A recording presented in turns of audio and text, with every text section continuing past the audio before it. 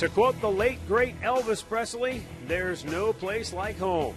And the Indians have won 8 out of their last 10, 6 of 8 on this homestand. Today, they go for a sweep against the Twins. The last time the Tribe played Minnesota here at Progressive Field, they were denied a 3-game sweep in the series finale on a Sunday afternoon.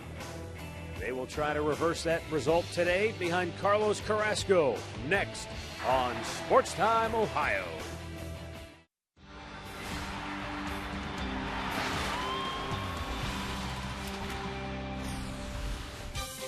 It's a beautiful summer Sunday afternoon in downtown Cleveland as the Indians try for a 3-game sweep against the Minnesota Twins.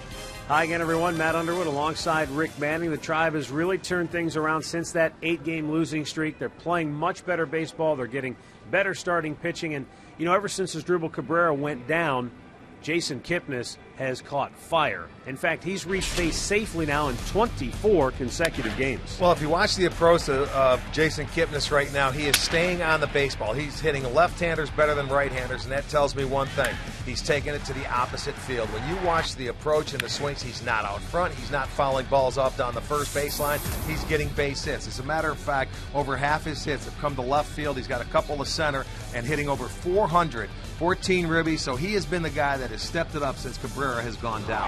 And the Indians will need a hot bat from Jason Kipnis once again here today as they try to sweep the Minnesota Twins right on out of town. The homestand comes to a close today on this Kids Fun Day at Progressive Field. Indians and the Twins, a left-hander, Pedro Hernandez on the hill for Minnesota. Carlos Carrasco trying to match his last start. Coming up next.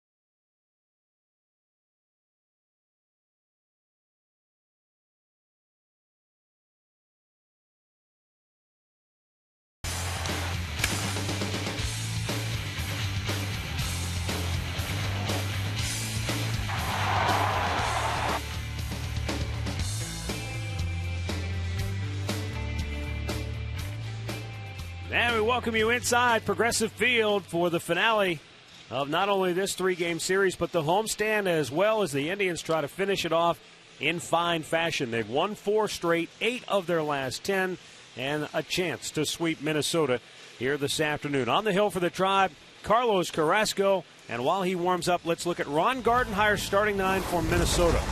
Clete Thomas in the leadoff spot, followed by Joe Mauer, who has hit in 5 straight games. He's DHing. Ryan Doumit will catch and bat third. Josh Willingham, the cleanup man, is in left. Oswaldo Arcia fifth. Trevor Plouffe sixth. Then Chris Parmalee batting seventh, followed by Brian Dozier and Pedro Florimon.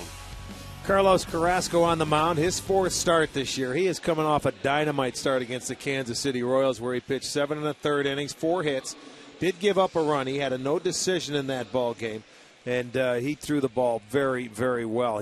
Everything were for strikes, the slider, the fastball, his changeup, and we'll see if he can do that with Minnesota. In his career, he's 1-1 against the Twins with a fine 1.82 ERA, and his last win against the Twins came in 2011. All right, ready to go as Clete Thomas stands in.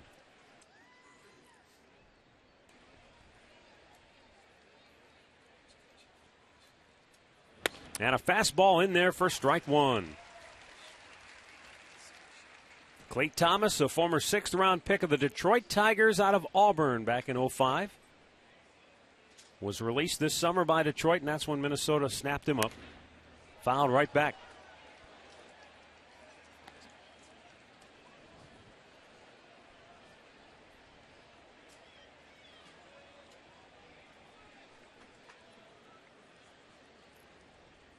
I should say last summer he was released by Detroit. There's a pop into right center field. Drew Stubbs got a great beat on it, and he'll run it down in the gap for out number 1. Boy, that was a terrific play by Stubbs, and I don't know if you noticed, Rick, but as he was in full gallop, he looked off the ball to his left to see if Michael Bourne was going to be there. Well, it was a tough play because Bourne's in left center field, and he did take a quick peek, and that was a hard-running catch, but he made it. He had a good jump on the ball. That was the key. His first couple of steps, and then he can just outrun a baseball, and he did right there.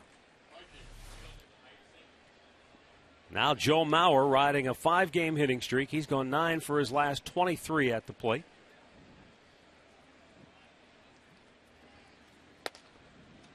Fastball misses outside. Carlos Carrasco was in full attack mode his last time out. And that's what the Indians want to see, because last night nobody seemed to be in attack mode. The Indians issued 14 full counts to Minnesota batters last night. Yeah, that was just one, ugly game is what it was on both sides as far as the pitching goes. But the first time through the lineup in his last start, Carrasco, they were 0 for 9. He threw 29 pitches, and he retired the first 13 batters. Ripped by third baseman Mark Reynolds, who was off the line. Down into the corner it goes. Mauer's digging for 2. And the throw a little bit offline. Backed up by Swisher. Mauer's in with a 1-out double. Well, Joe Mauer uses the whole field. And if you try and go away, you can see what he does with it. That wasn't that bad of a pitch. But he stays on the ball, and you can see where Reynolds was playing. Trying to take the ball away from him in the hole. But he hit it right down the line. It'll go as a double. Number 24 for Mauer. Mauer had a 1-out double in the first inning in the series opener, but Minnesota stranded him. The big reason for that is because this guy is scuffling. Ryan Doumit, 0 for his last 10. All 10 at-bats coming in this series.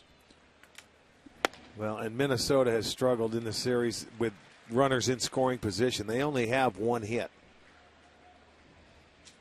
And that's, you want to keep them down in control like that until they leave. Well, out of the 19 at-bats, not only do they have just the 1 hit, but 9 strikeouts, so you're not even moving runners.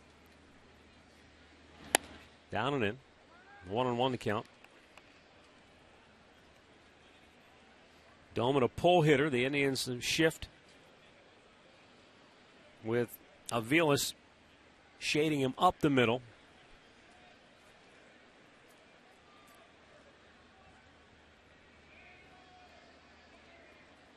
Carrasco's 1-1. Just a little bit inside. Check it out on our Nissan pitch tracker.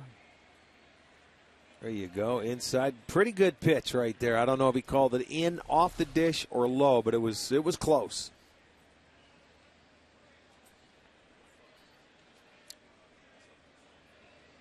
Carlos checks the runner. Mauer delivers. Check swing. I think he went around. He did indeed. 2-2 the count. That's the pitch that was very effective for Carlos in his last start. He had a great slider, and it seemed like he could throw it for strikes at any time. And you can see when a left-hander takes that kind of swing, it's tough to pick up the spin, and there's late break to it.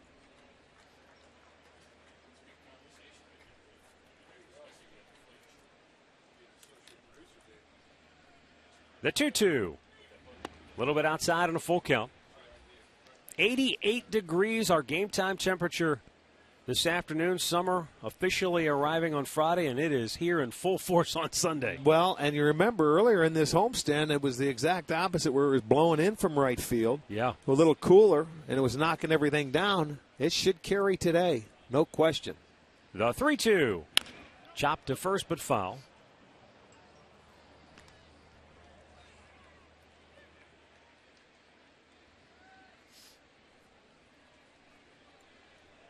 They'll come back and do it again. Ryan Doumit has 18 RBIs in his last 24 games. 35 total on the year. The set by Carrasco as he checks Mauer once again. And it's bounced in there for ball 4. And down to third goes Mauer when the ball kicked away from Gomes. So first and third with one out here in inning number 1. Take a look at the Kia Indians defense behind Carrasco this afternoon. Rayburn gets the start in left field. Bourne is in center, Stubbs in right. It'll be Mark Reynolds at third. Aviles is at short. Kipnis at second. Swisher back in the lineup at first base. That's a good sign. And Gomes behind the plate.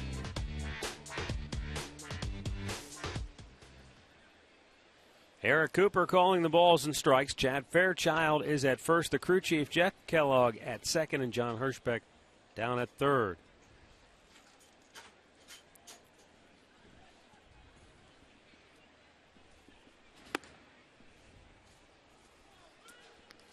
Josh Willingham, 0 for 5 in the series, 0 for his last 6 overall.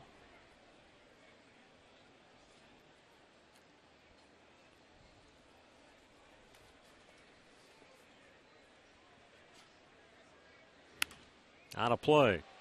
In his last start, Carlos Carrasco retired the first 13 Kansas City Royals to start the game. They didn't get a hit till Lorenzo Cain singled with one out in the 5th. And the only walk he issued in that game came in the 6th inning. Yeah, he was, you're not going to see him pitch a better game than that. He was aggressive, 16 to 27 first pitch strikes, but everything he was throwing were strikes. Right now he's trying to settle in. In the hole, gets through, base hit, run scores. Twins take a 1-0 lead as Mauer comes home. Perfectly placed, chopped it just to the left of Reynolds, who couldn't get to it. Well, he gets the ground ball he was looking for, and that's like a double play. But, as you say, it finds a hole. It was a two-seamer. It had movement. He tops it, and that skip just gets by Reynolds. Into left field, so a play. That ball by him, so second hit of the ball game for the Twins. All right, so Minnesota still in business with first and second and only one out, and Oswaldo Arcia coming to the plate.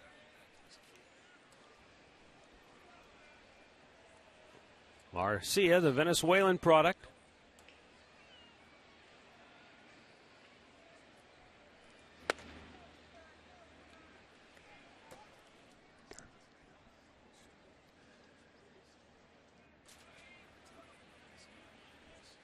Carrasco just a tad off here in the early going, and he's been behind in the count because of it. 2-0.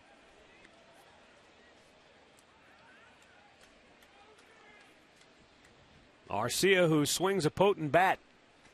He has 16 extra base hits and a .466 slugging percentage. That leads American League rookies. Well, look at this guy when you turn. You can see his name. I mean, he coils and, I mean, he lets it fly. He doesn't get cheated. He's got a quick bat.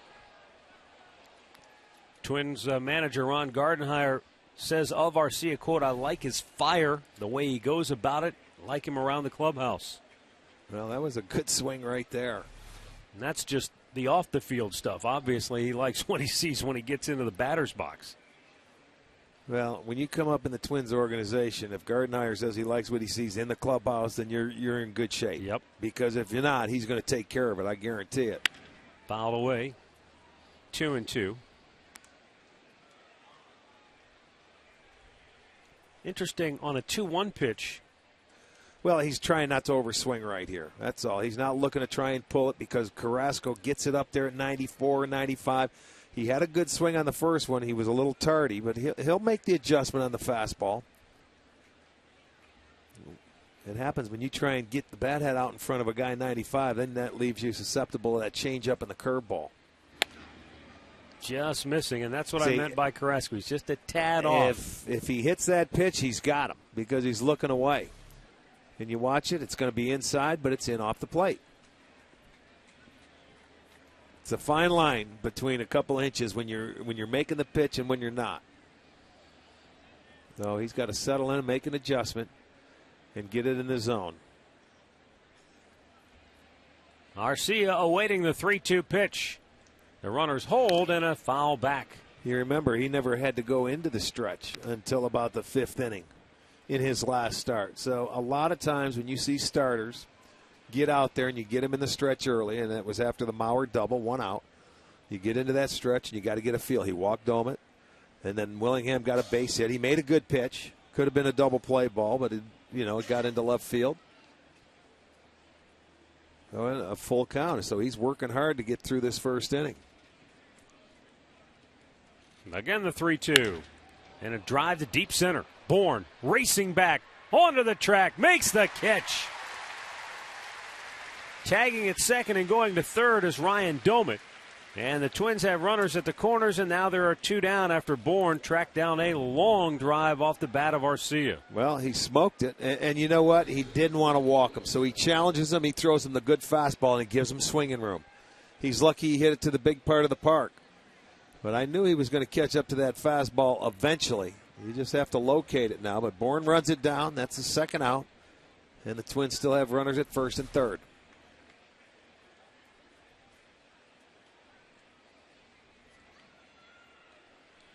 And so up to the bat comes Trevor Plouffe.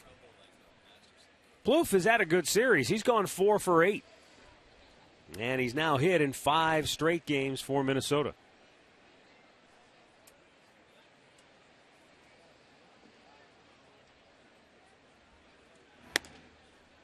There's a strike call to Plouffe.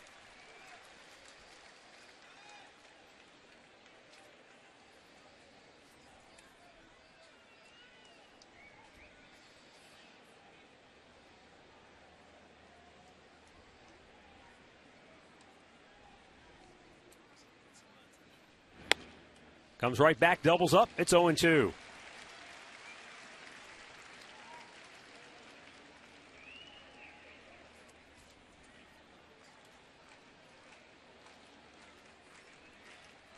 The runner at third, Ryan Domit. Josh Willingham is at first with 2 away.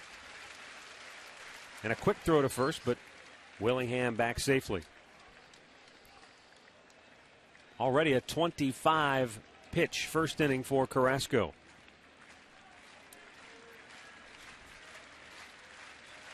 Having to work hard to get out of this frame. Now the 0-2. Swung out and missed. He struck him out. Carrasco retires Plouffe, and the Twins are gone, but they get on the board first, 1-0 as the Indians are coming to bat.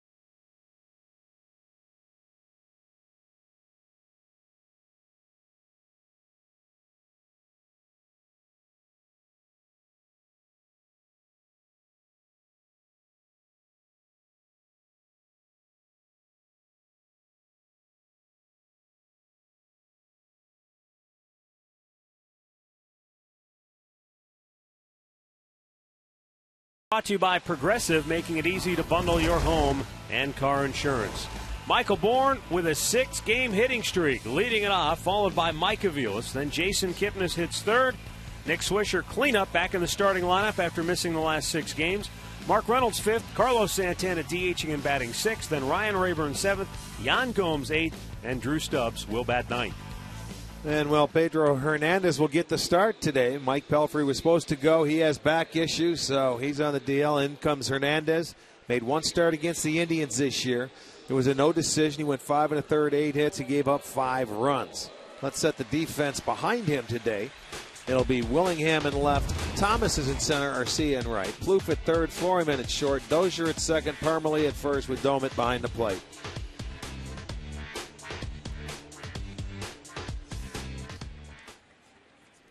Well, Ron Gardenhire is certainly hoping for a better performance today from Hernandez than the one he got last night from P.J. Walters. That was something, huh, that first inning? He threw 46 pitches, 28 of them missed the strike zone.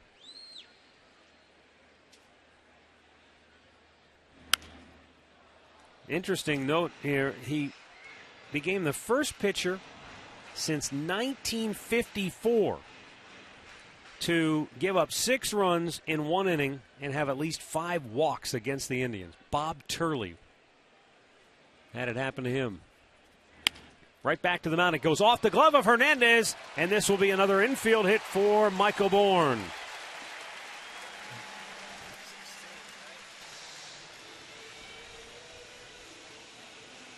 Well, Bourne, a guy that is no stranger to infield hits. That's number 16 for him. And if you catch it or knock it down as a pitcher, you got to get on it in a hurry. But Hernandez didn't know where it was. Look, he's looking for it right now. Drops right out in front of him, but that's just a little too far away with Bourne running. So he will start it off with an infield single. Michael with 11 stolen bases on the year. The left-hander Hernandez will try to hold him close. With that infield hit, you see Michael extending that hitting streak to 7 games. 10 hits and 22 at-bats during his tear. Well, let's see if the Indians can come right back and answer that Minnesota run. Mike Aviles trying to stop an 0-for-8 slump.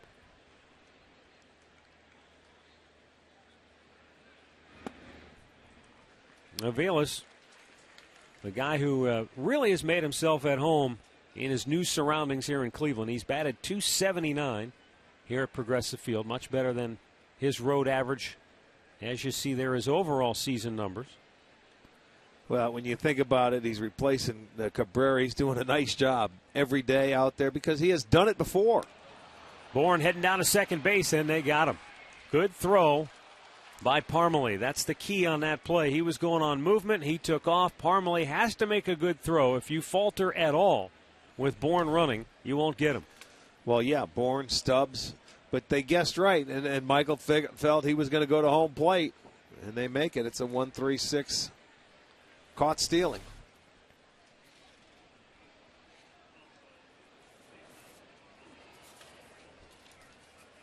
Mike Aviles might have broken his bat behind the bag. Parmalee will take it himself. It's 2 down now.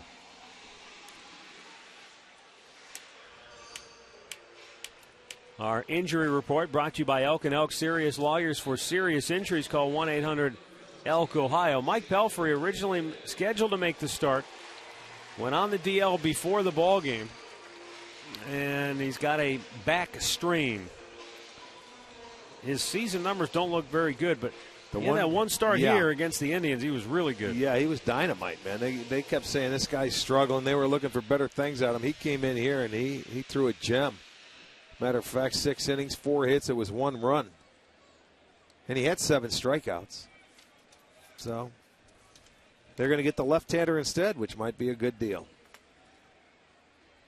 Now Jason Kipnis. We highlighted him at the top of our telecast today. He's hit in 4 straight games, but he's reached base safely in 24 in a row. Well, Jason, now I'll tell you, the key to him, we showed you in the open. He has 11 hits on the homestand. Only 2 have been pulled. 1 up the middle, 7 opposite field. He has a bunt base hit when he was trying to sacrifice. But boy, he's staying on the ball so well. He's not trying to pull it. And when you do pull it, then, they make mistakes or they slow it up for you, and it just naturally it speeds up your bat. Stat of the game brought to you by your Northern Ohio Buick dealers. The Twins have felt his wrath already in the 5 games played this year. Well, a lot of teams are going to feel his wrath if he continues to keep this stroke going. Yeah, he's at 379 in 19 games played here in the month of June. That's a pretty good. He picked it up, yeah, and pace. he's rolling. He's up to 275. But he's getting big hits, too. And he's taking his walks when needed. 2-out walk keeps the inning alive for the return of Nick Swisher. Before he steps in, let's look at our keys to the game this afternoon. Well, you like to see Carrasco carry over the things that he did so well in his last start into this one. Hopefully he can bounce back from a rocky first inning and keep it going.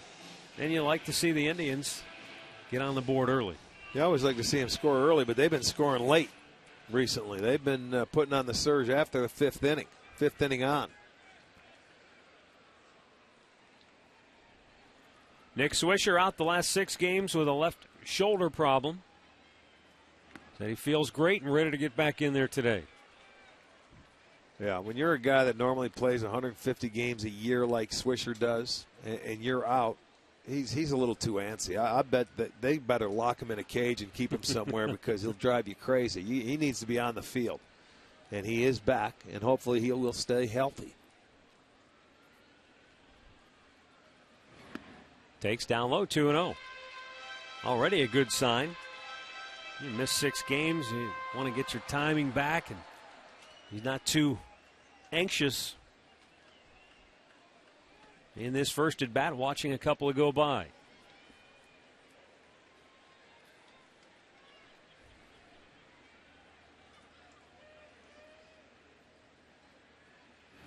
Right back to the pitcher. Hernandez will flip it to first, and the inning is over. No runs, a hit, a man left aboard. 1-0 Twins after an inning.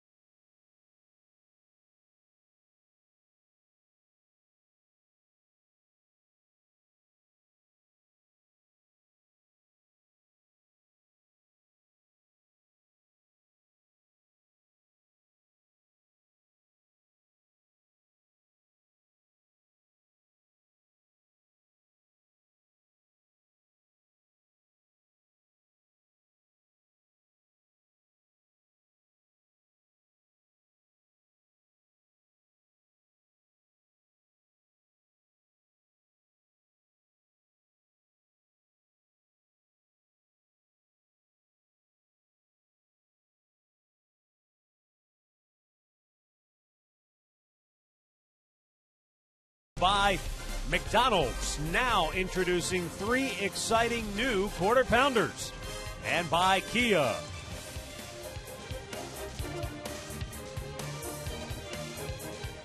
Carlos Carrasco fires the first pitch of the second inning, a little bit low to Chris Parmelee.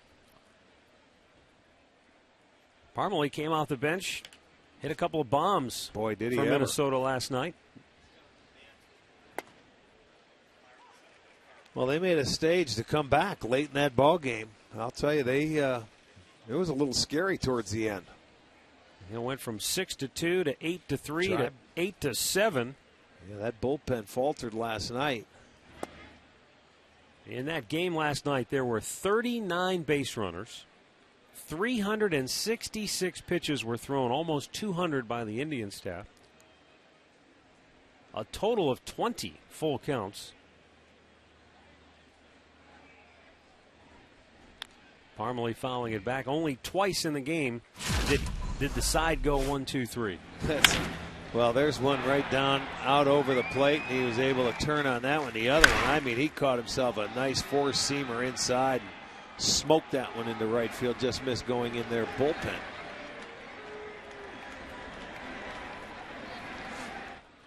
Now the 2-2 pitch. Right back up the middle, and that's through.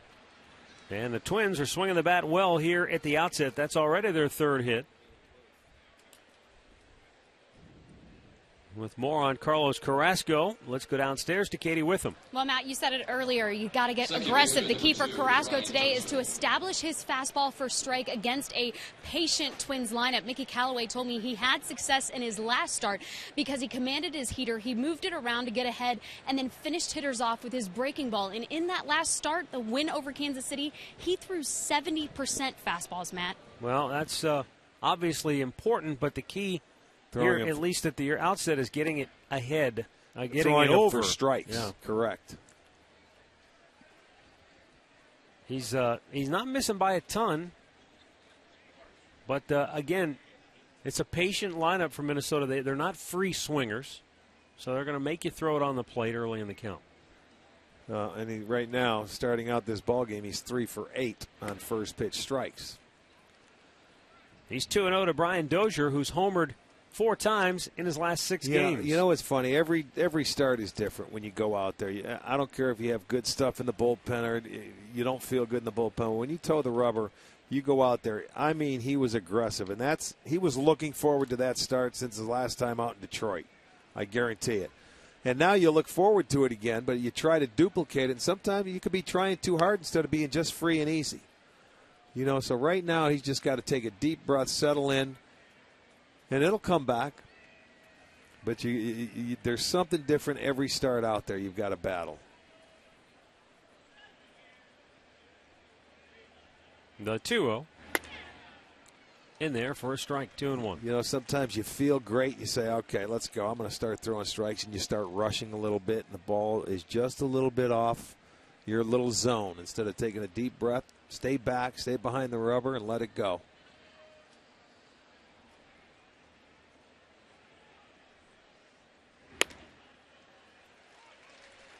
Two and two as Carrasco comes back to fire 2 consecutive strikes. This is a guy that's been swinging the bat very well for the Twins. But again, being very patient. He hasn't swung yet. 4 pitches in the at-bat. He's only hitting .230, but he's had the long ball stroke working, and a guy that's been hitting it very hard. Breaking ball, but he hung it. On the move to make the catch in left field is Ryan Rayburn for out number 1.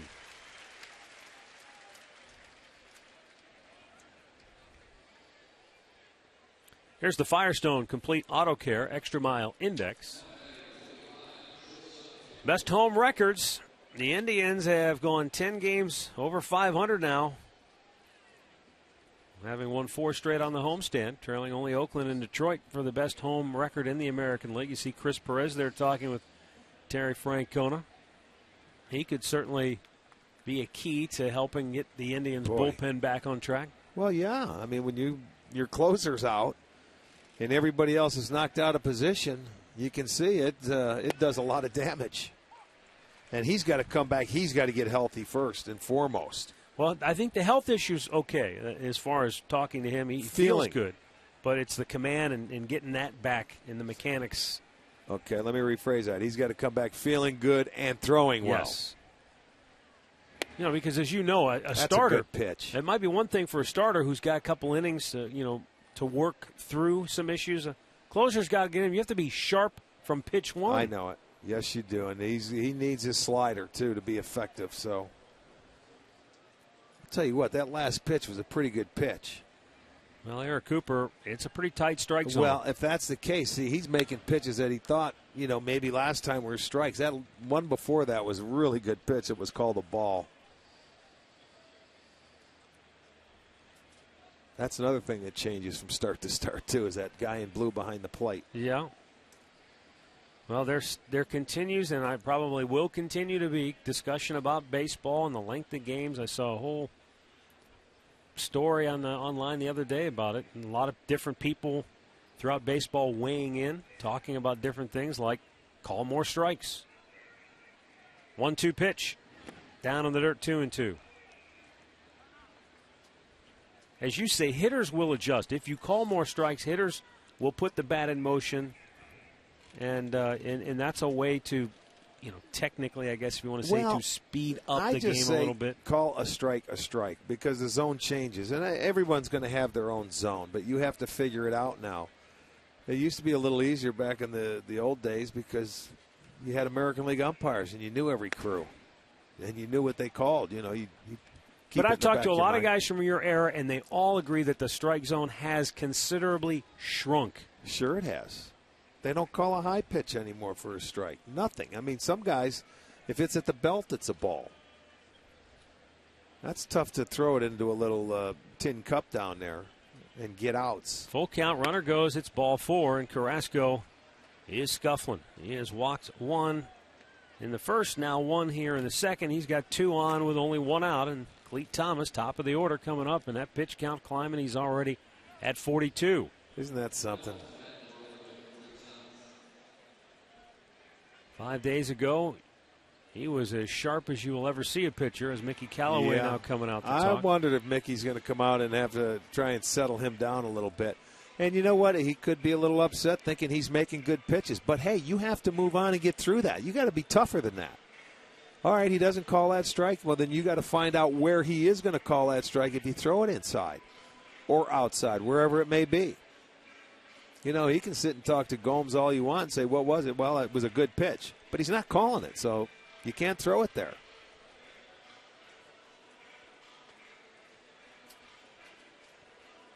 Meeting over, Callaway heads back to the dugout. Clete Thomas flied to right his first time up, but he smoked it. And it was a terrific play made by Drew Stubbs to run it down in the alley in right center field.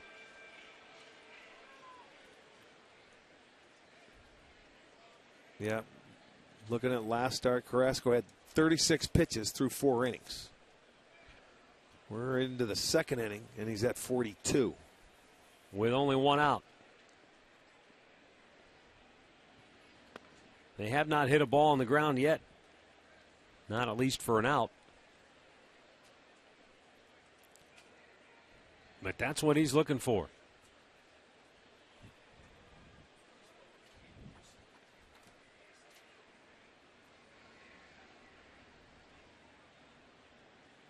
Fouled right back.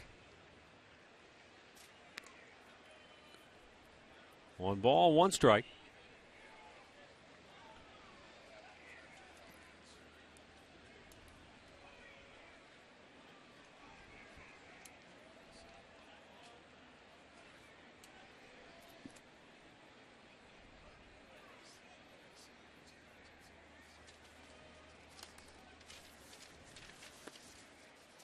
There's a strike called, and he gets ahead 1-2.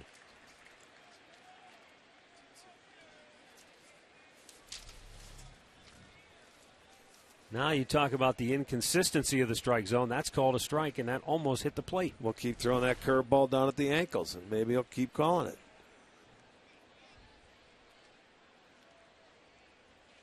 See, that's a pitch that I would think normally is a tougher pitch to get called because it's going straight down like that, and it has to cross the knees. But where it looked like Gomes caught it, it didn't look like a strike. Coming into that strike zone, it might have been knee high.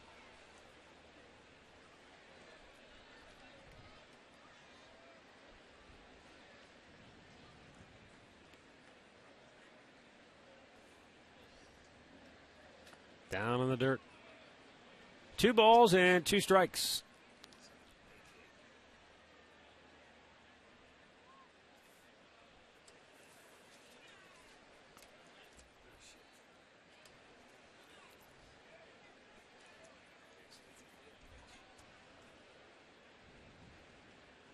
Again, the right-hander ready. He deals. And it's smoked to first. One hopper to Swisher. He goes to second for one. Back to first. Carrasco's not there. Cost himself an inning, or to get out of an inning by not getting to first base. Swisher made a good play, and he was so far back he wouldn't have been able to get back there. And Carrasco just didn't get to first. Anytime the ball is pulled on a ground by look at him. He was late. He's a step or two late getting over there. And now he's going to have to work extra hard. He's going to have to face Joe Mauer because he didn't get over there. That's a double play ball. Just a slight hesitation cost him. That's all it takes. You can't watch. You've got to know that going into it. Joe Mauer to the plate. Mauer doubled inside the bag at third and scored the Twins' lone run in the first inning. Threatening here with 2 on and 2 out in the second. Mauer with a 6-game hitting streak now. And Carrasco goes off speed to get ahead.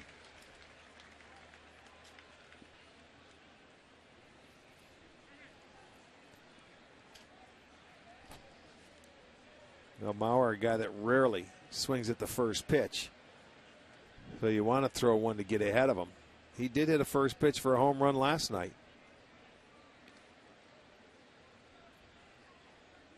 But he'll usually spot you one. That's why he's such a good average hitter. He's up to 330 again. That seems like it's par for the course for him, doesn't it? Yeah. And we talk about not trying to pull the ball. He is always up the middle, other way, staying on the baseball as well. Just kind of felt for that pitch and fouled it off. And that's why he stays alive. Because this may have been out of the strike zone, but you see he's not trying to pull it. And that had pretty good movement going away.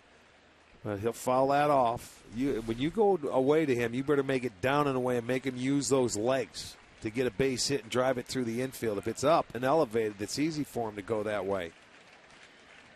2-strike pitch. Upstairs with it.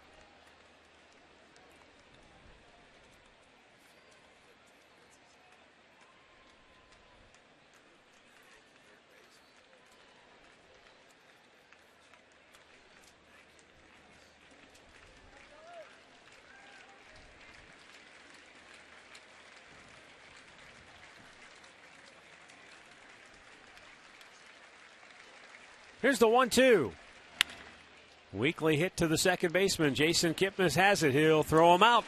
And Carrasco gets out of trouble. Here in the second inning, the Twins strand a pair. They lead it 1-0.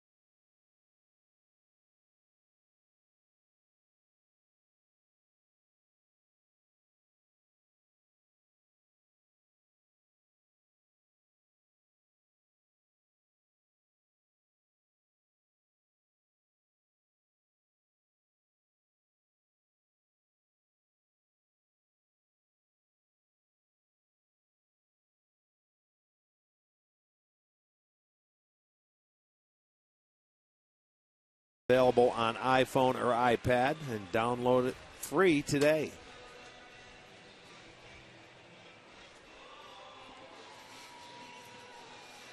Mark Reynolds, Carlos Santana, Ryan Rayburn due up for the Tribe here in the home half of the second inning.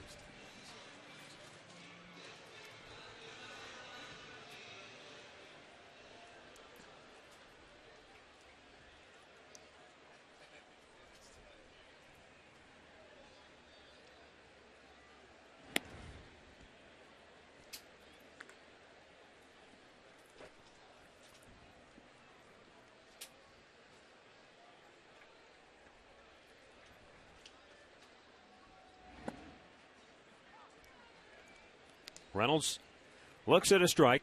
He has gone 2 for 6 in the series. When Reynolds has an RBI, the Indians have gone 19 and 6 on the year.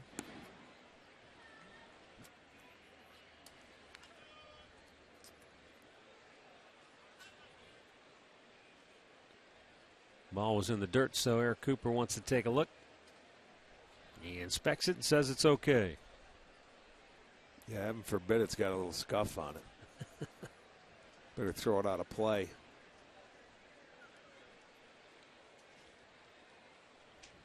Now the 2-1. Breaking ball misses, 3-1 the count. Fernandez may be too young to know what to do with a scuff baseball. It usually comes with experience. Your more veteran players. Why don't you try throwing one time and you'll find out? No, I don't. Couldn't throw one straight to begin with. Reynolds with a leadoff walk here in the second inning. All right, let's take a look at today's trivia question brought to you by AT&T. Name the only American League player to win a batting title without hitting a home run. We'll have the answer coming up later in the game.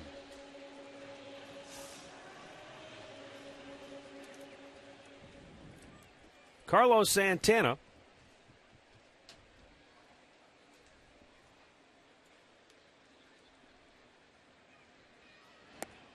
takes low for ball one. Mention how Mike Aviles has taken to Progressive Field, his new home here. Santana, this year anyway, has hit better on the road than he has at home. He's actually hit 84 points higher on the road. That's a big disparity right there. Usually, you have to feel comfortable in your home park because you just play so many games there. I almost wonder too if sometimes, in Carlos's case, he gets up there with men on base, the crowd starts to feel it, they get into it, and all of a sudden maybe he just tries to do a little too much and overswings instead of staying with that nice stroke that he has. When he takes it up the middle and goes to the opposite field and takes his base hits, we've seen him be a terrific high average hitter. Yeah, when he does that. And a lot of times with that leg kick, when he keeps it under control.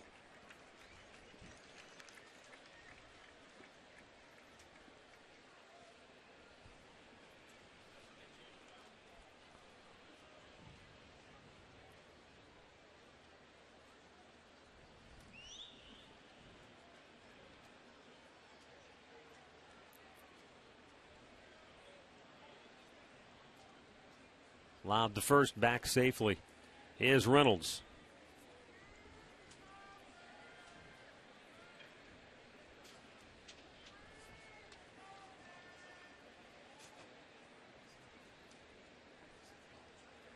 Santana has picked up the pace in his last 18 games. He's hit better than 300. And he has a lot of doubles, Matt. So, he hits the ball. He's hitting a 282, 18 doubles. Well, we mentioned that with Asdrubal Cabrera down, Jason Kipnis has picked up his game considerably. Santana, obviously, during that same time frame that Cabrera's been out, he's swinging the bat a little bit better. You have to. Other guys have to pull their weight. You're right. And then now that Swisher was out, he missed, about 5 games or so? 6 yeah. games. Yeah, everybody has to pick up a little slack. Santana, patient, draws a walk, so back-to-back walks to open the second inning. And Ron Gardenhire said, I just watched this movie last night. I know how it ends. He's going to send his pitching coach, Rick Anderson, out to talk with left-hander Pedro Hernandez. Well, the funny thing about the Twins,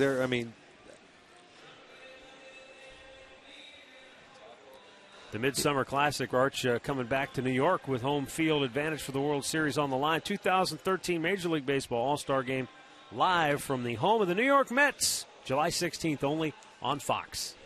You know, even though you look at it and you say they've been walking them, at least they have in this series. They have 189 walks, and the Indians have 261. And their starters in Minnesota are last in the league when it comes to ERA, but their bullpen is the best. So he's looking for some guys to go out there and give them some good innings.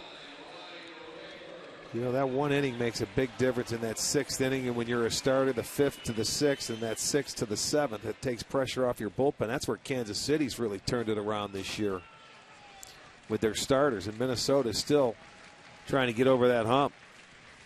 Ryan Rayburn, 0 for his last 10. Awaits the pitch, takes a strike.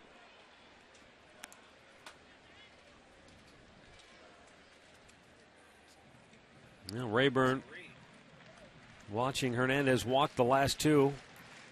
Obviously, you figure he's going to go up there and make him throw a strike. He's done that.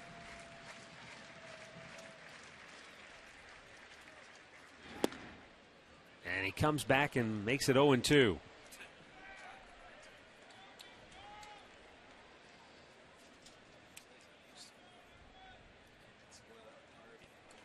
Rayburn has been a productive hitter for the Indians. He's hit over 300 with runners in scoring position.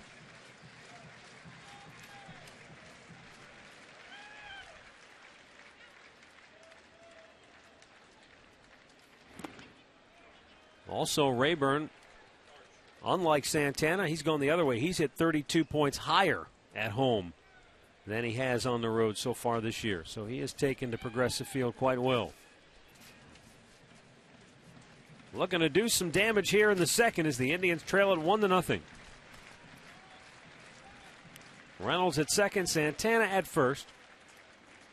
And the 1-2 pitch is a little bit low to even the count. He has a good eye, and this guy's out there, you know, he's nibbling with his stuff. He's not trying to be aggressive. He has to stay out of the middle of the plate. Bourne, the only hit so far today, but it was an infield hit off his glove. I guess patience is the key here against this guy. He's already walked 3. This is his 7th hitter. Low again. From Full count. 0-2 to 3-2. There you have it. And that's what Ryan has shown this year. He's shown good patience. If he wants to give you a free pass, take it. Jan Gomes, you saw him waiting neck. A nervous Rick Anderson pacing a bit in the dugout.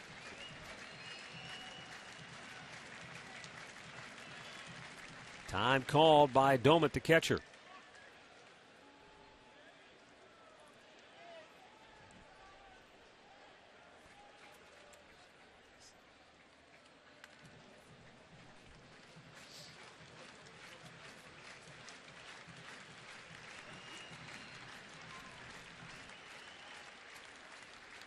The payoff pitch, low, ball 4. He's walked 3 in a row, and the bases are loaded. How about that for an at-bat for Rayburn? He was down in the count 0-2 after the pitching coach comes out and talks to him and then started nibbling. Jan Gomes is coming up with the bases loaded as Ron Gardenhire goes to the top railing in the dugout. Let's go down to Katie. Well, Matt, Jan Gomes is a guy who's in the batting cages early every day, whether he's playing or not. Hitting coach Ty Van Berkelio told me he's got great hands. He uses his whole body, but he's also a smart hitter who learns and adjusts during each at-bat, and that's probably what he likes the best about Gomes. Well, he's hit .304 with runners in scoring position. He's up here with the bases loaded and nobody out. And fouls the first pitch right back.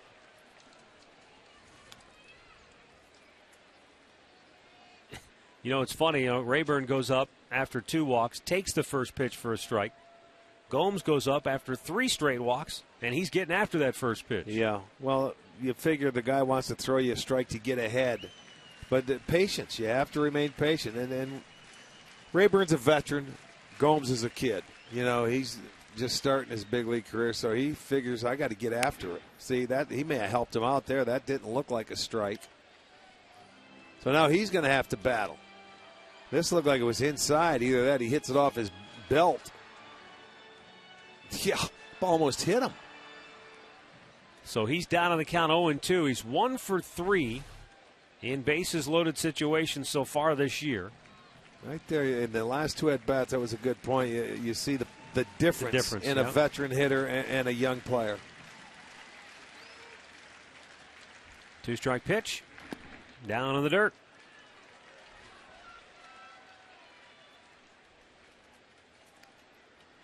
Well, out of his 33 pitches thus far, Hernandez has only thrown 11 strikes.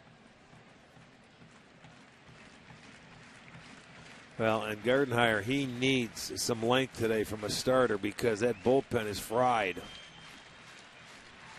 And I mentioned that's the best bullpen in the league as far as ERA goes. 1-2 pitch.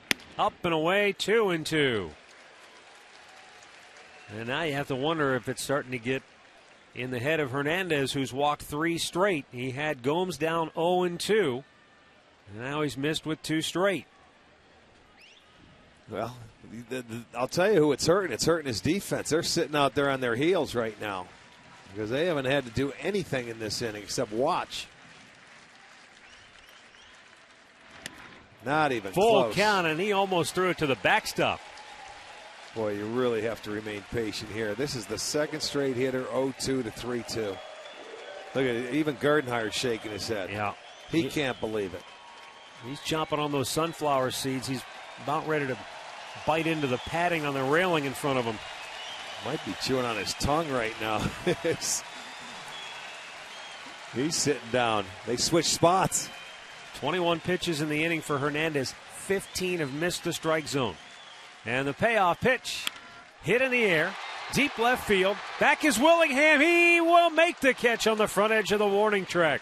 Tagging at third and coming home is Mark Reynolds. And the Indians have tied the game at 1. So Gomes picks up RBI number 18 as he drove a 3-2 pitch deep to left center field. Well, you see, your fielders are out there. They'll do something for you. He goes down. Gomes gets a pitch. That's his happy zone down there, down and in as a right-handed hitter. Willingham makes a catch, but not before the Indians can score that run on the sac fly. Reynolds scores. Nobody else moved up. So it remains first and second now, but they get the first out.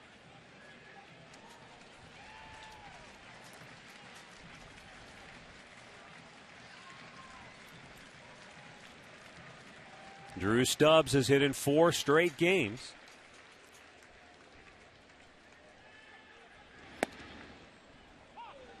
And a first pitch strike called.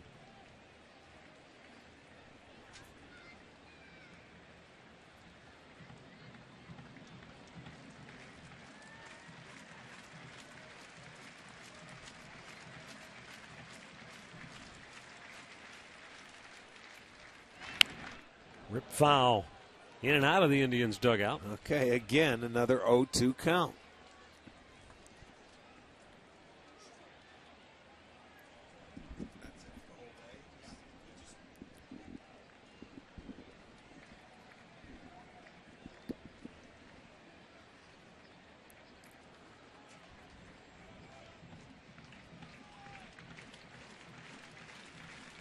Now the left-hander, a long look in.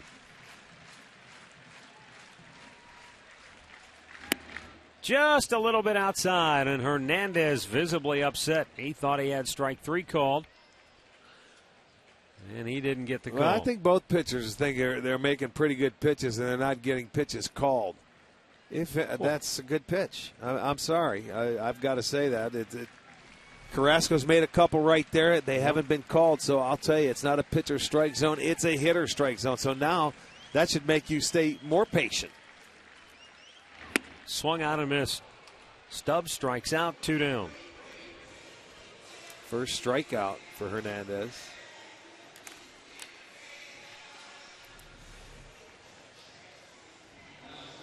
Gets him to swing through the pitch.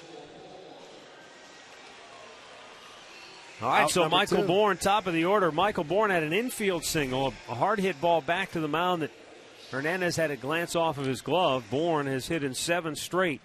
More importantly, on the year, Michael has hit .351 with runners in scoring position. Well, you certainly want to do more damage than just getting 1 run here after he gives you bases loaded and nobody out.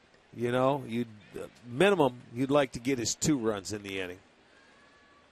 And anything more than that would be great. But if he gets out of it with just giving up 1 run, that's a bonus for him and the Twins.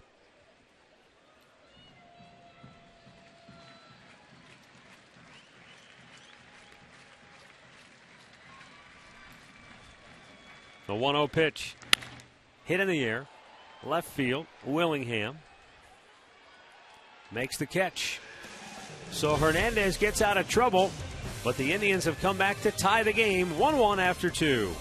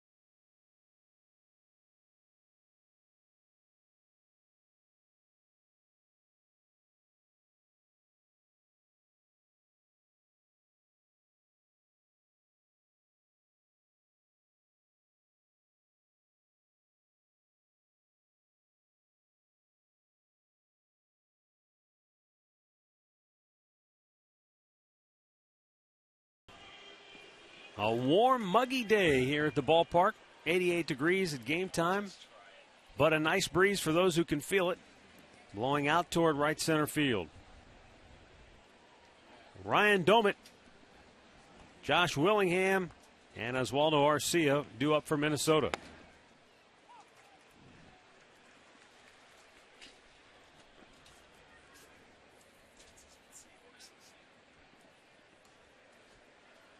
Domit walked his first time up.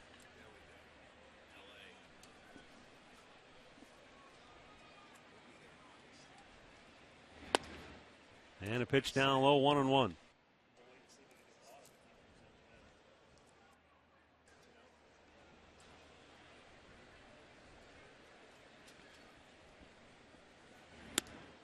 Way inside, and the count is now 2-1.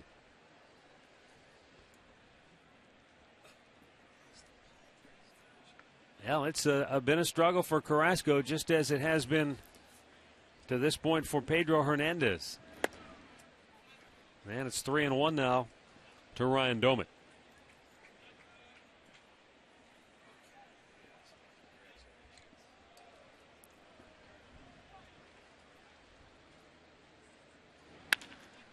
Hit right up the middle, but right at Mike Aviles, who was shading him there. 1 down. Here's our great clip of the game from yesterday.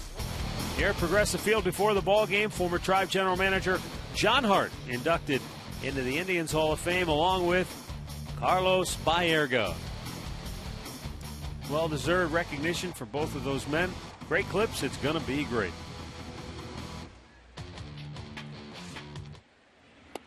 Pretty good 3-shot right there. Good Carlos, nights. Sandy Alomar, John Hart. And I'm sure still more to come from that era of baseball here in Cleveland. Oh, yeah. Josh Willingham, an RBI single his first time up. It's the only run thus far for Minnesota. Count quickly 0-2.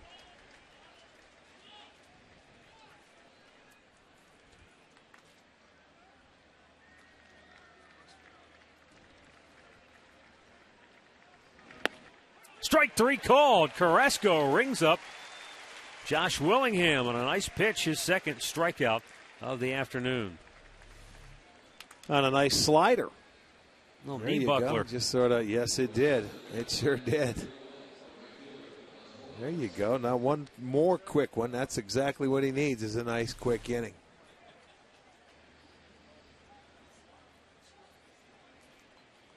Now Carrasco will take aim against Oswaldo Arcia, who drove one to deep center his first time up. Michael Bourne made a nice catch on it. Fouled into the glove of Gomes, strike 1.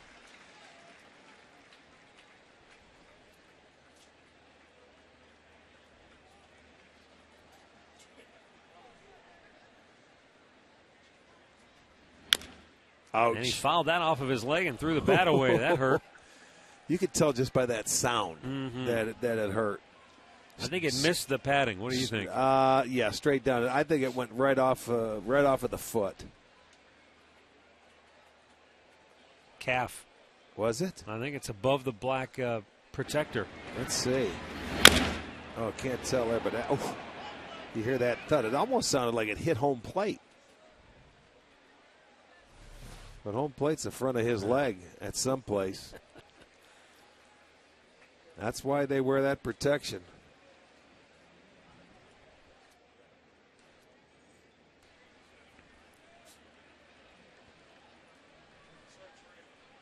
Now the 0-2 pitch. Down on the dirt. Arcia 1 for 9 in the series. But this young man showing great promise for Minnesota.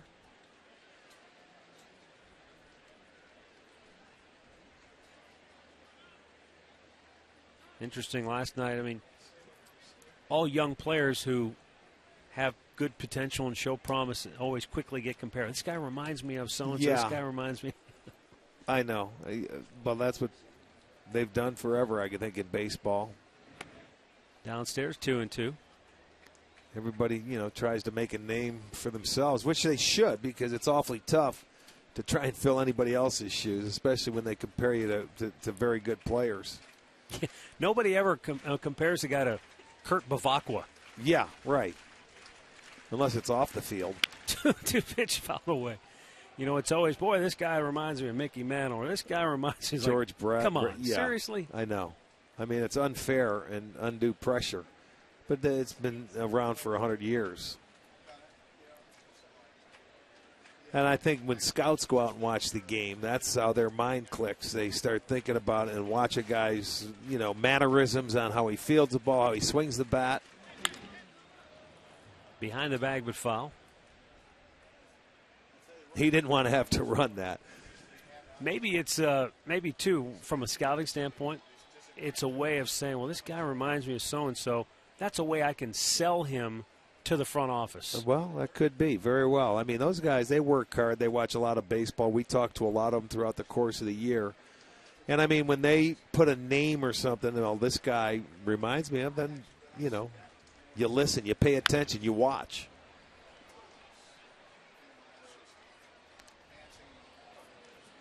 Well, Arcia's putting up a pretty good at bat. He was down 0-2, and it looked like Carrasco was going to cruise right through the inning. But once again, he's having to make a lot of pitches because Arcia won't go quietly.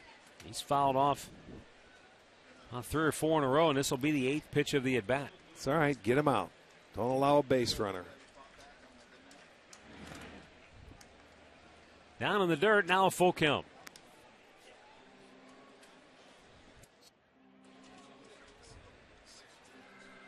Terry Francona nervously watching here today as Carrasco, who was just dynamite. I mean, he had electric stuff his last time out, but here today, a different story.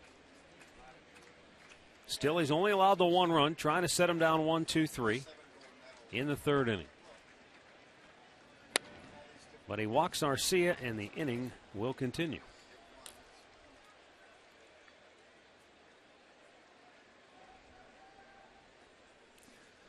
Well, the new Tribe Park and Ride will bus you to and from Progressive Field from 5 area suburbs on select dates. That includes Friday, July 5th. That's the next time we come back, man. It'll be the month of July.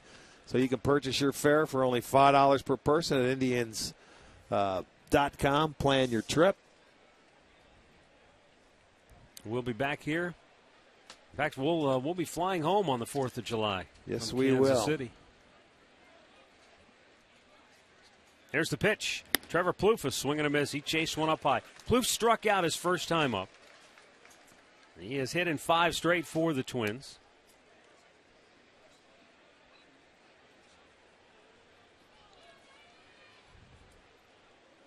.42 out of those 70 for Carrasco have been strikes.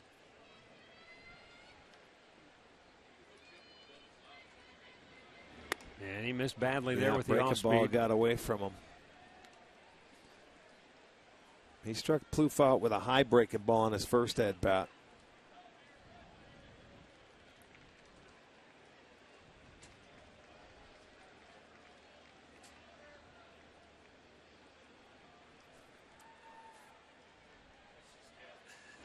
Foul back right off of his fists. And now the count 1-2.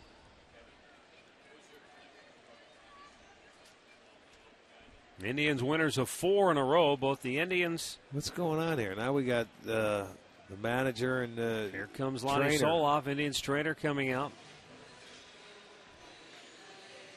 Well, we saw this the other night on Friday night. Yeah, we sure did.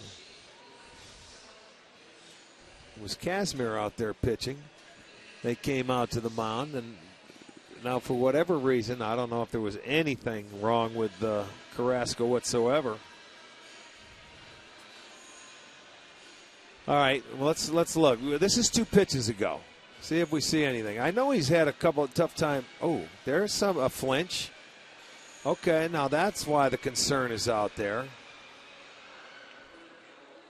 You think that's a back? I don't know. Looks like he's raising up quickly. I don't want to speculate there, only because you never know.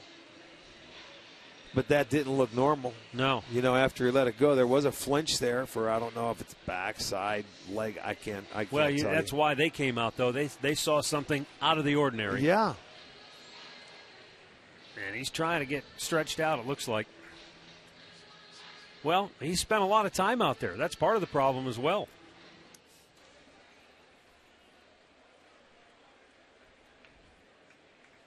One on, 2 out, and Trevor Plouffe down on the count 1-2.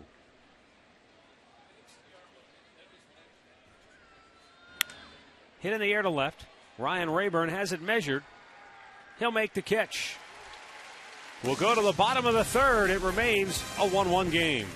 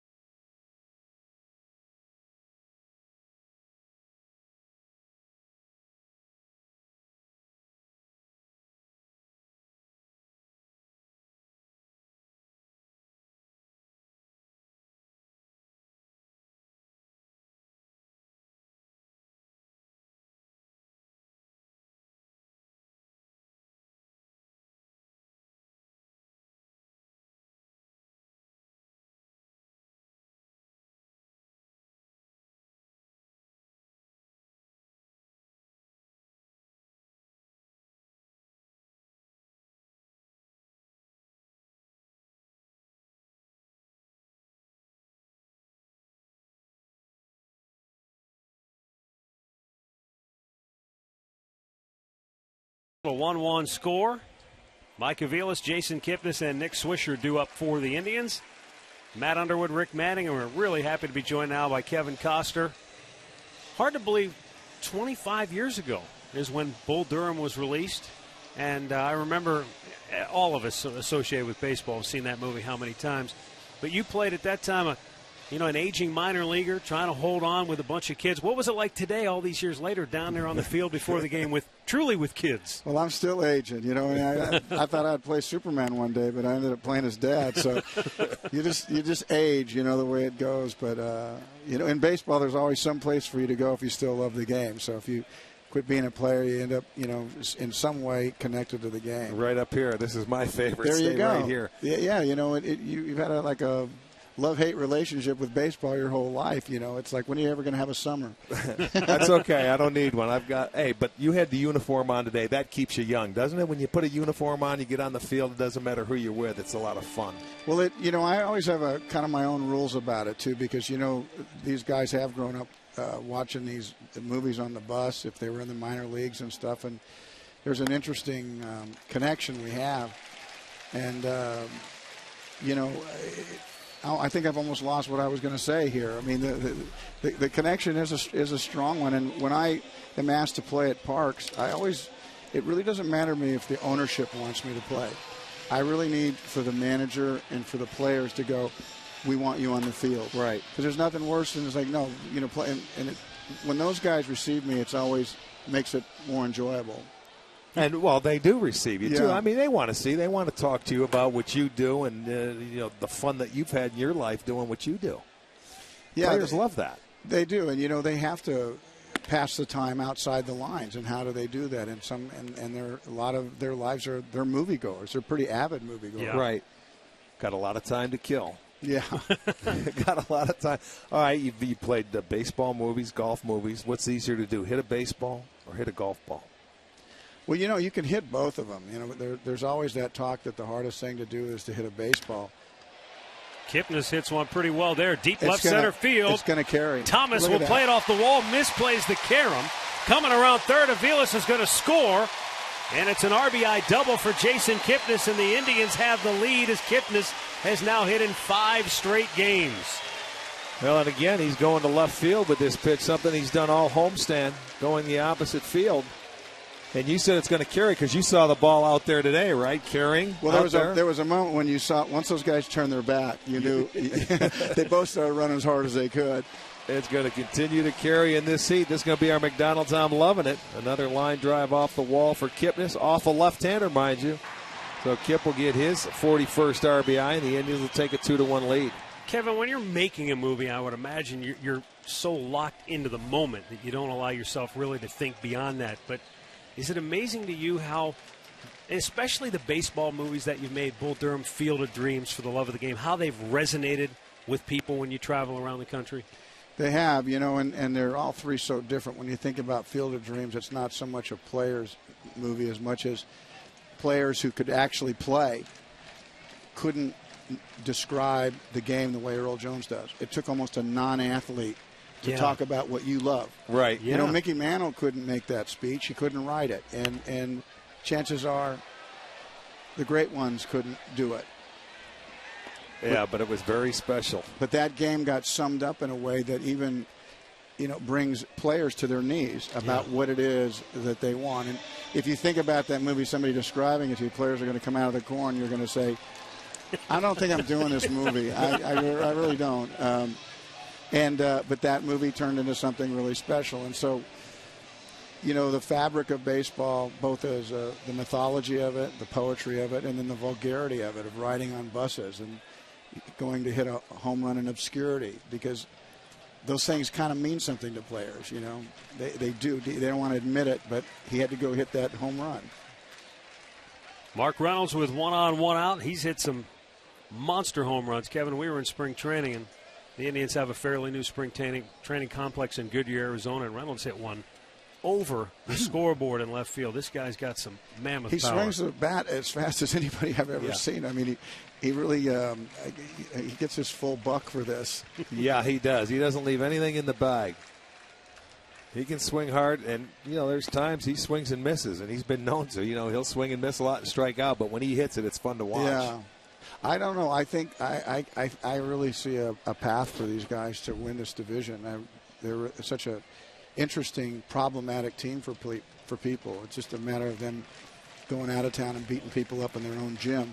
And it's all going to stem from the starting pitching. I mean, that's how it's gone this year. It's been a first 20 games, second 20 games, third 20 games for this year. That if they can stay together, you never know what can happen. Well, they have that good athletic arrogance, too, that they can come from behind, which is, if you don't see that in a team, the team that just lays down, they have an interesting makeup.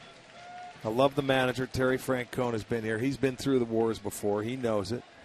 He really set the stage for me today, too. Did he? With the players. I mean, he came up to greet me because there was a little bit of, nervousness. And Terry just breaks the ice. We're glad you're here. We want you here. Come meet the guys. You get him his stuff, And the players, kind of fell in with that, which was nice for me. Well, he has a way of breaking the ice. There's so many new players here this year compared to years past. It's going to take them a little while to get to know each other, but they battle hard, and they're a good group of guys.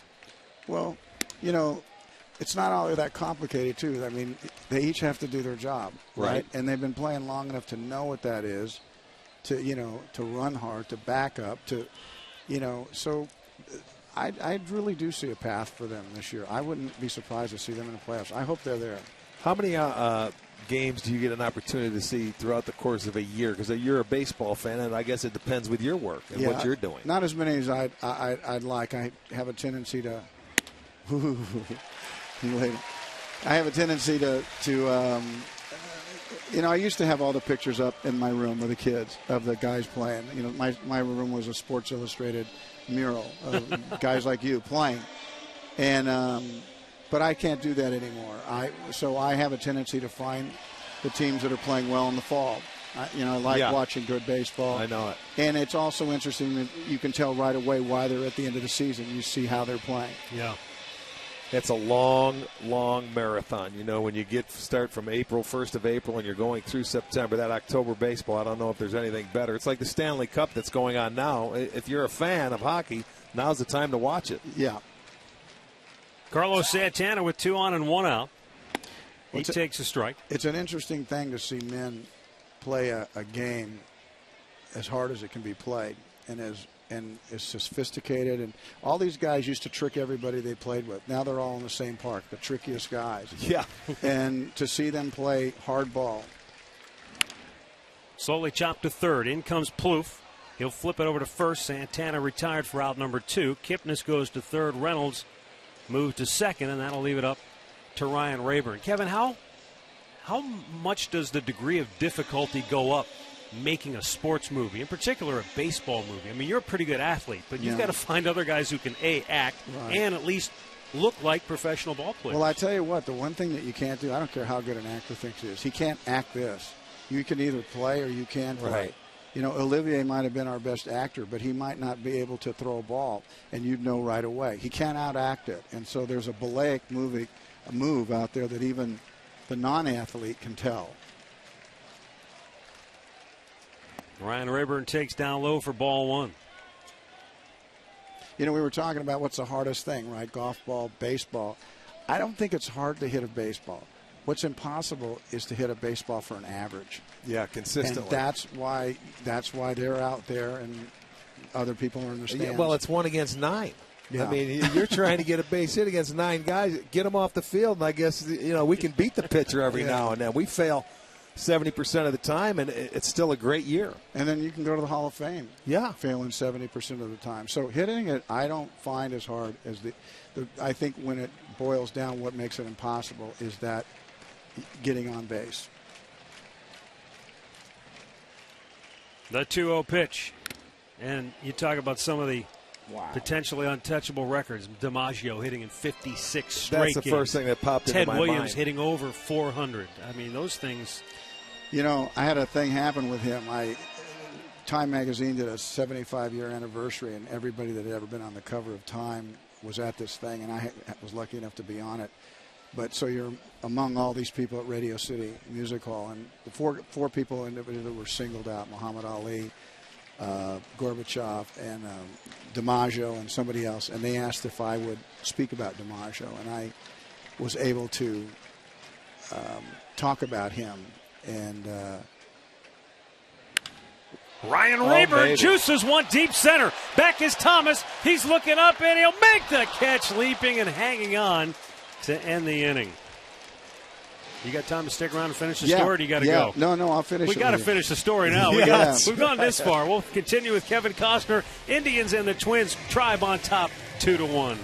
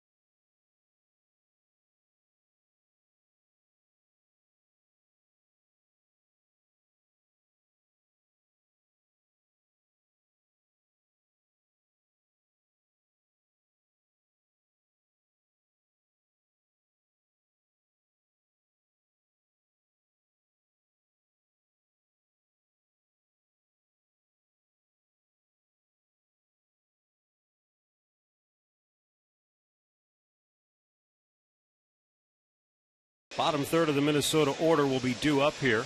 Matt Underwood, Rick Manning. We're visiting with Kevin Costner, and he had just started a story when the half inning came to an end. So you're at this big to-do at New York in New York City. I am, and I've been asked to introduce Joe, and so trying to find those words. I wasn't casual. It wasn't lost on me the significance of being able to toast this guy. And a lot of times when we look backwards, or in a sense, we actually don't look backwards. We're looking at contemporary athletes and things like that, and a lot of the people didn't even know, unbelievably. And I started off by saying long before there was a guy named Mike, there was a guy named Joe.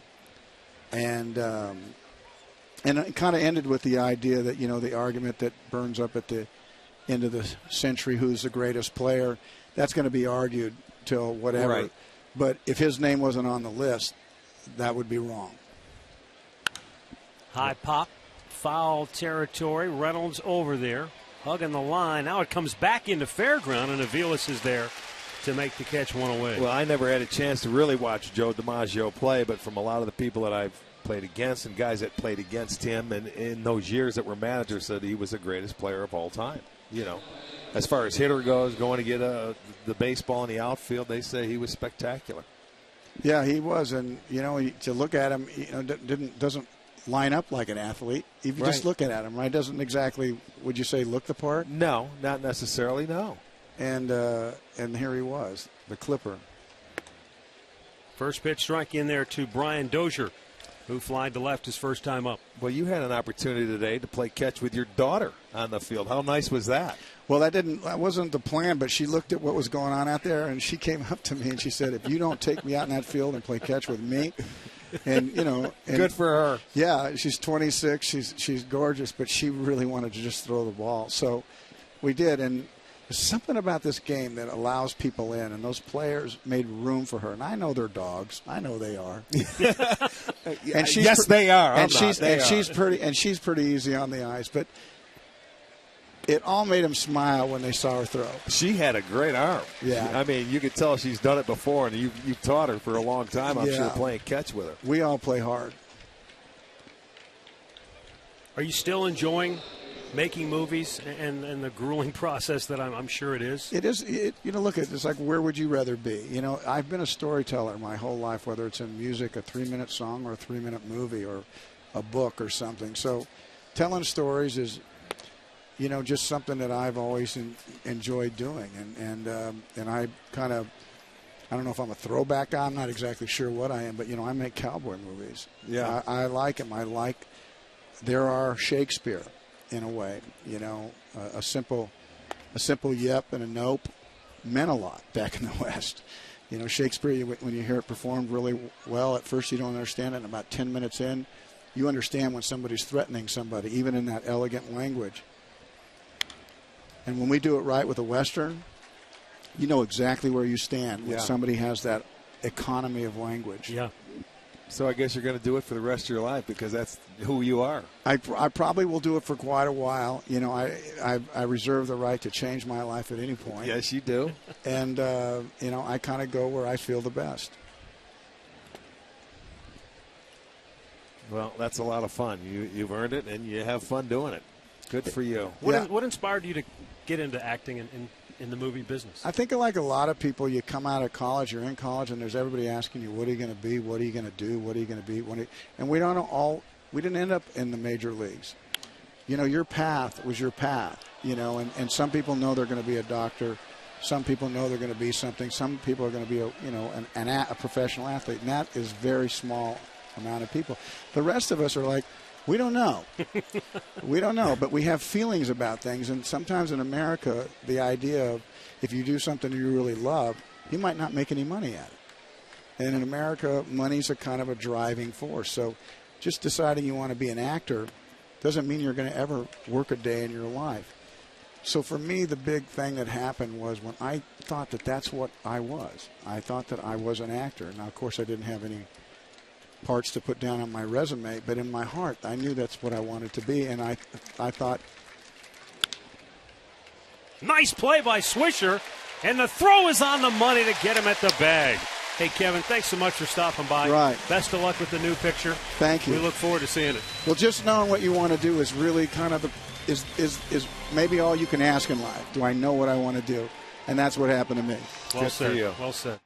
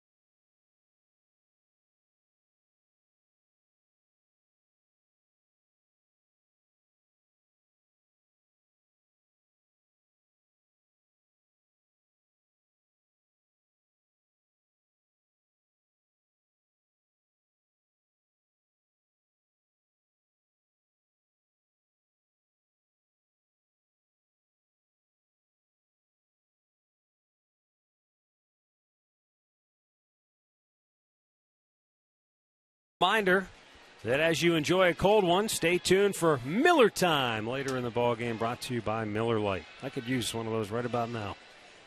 It is a warm afternoon here at the ball yard. 2-1, Tribe on top. And it'll be Jan Gomes, Drew Stubbs, and Michael Bourne. Well, that was fun, wasn't it? Yeah, it really was. What a treat. Like that's one of the all-time greats, 2-time Academy Award winner. And as I mentioned, some of the greatest sports movies. Yeah. Just the sports movies alone that he's done are some of the greatest of all time. I like Dances with Wolves. When he started getting back into the Western stuff, I mean, we could have had him on for a few more innings. It was fun. But like he says, he didn't know what he wanted to do. Do something you love. It'll never be a day of work. You'll always enjoy it. Yep. Isn't that the truth? Yes, indeed.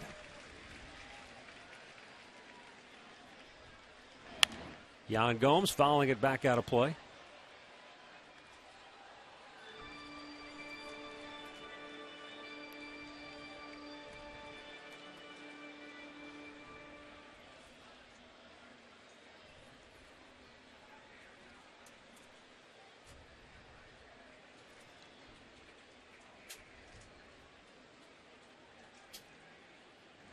Swung on and missed. He chased one maybe a little high. And that, since day one, you've said the one pitch that pitchers at times have been able to expose him on is that fastball above the belt. He loves the ball down. If you get it above the belt.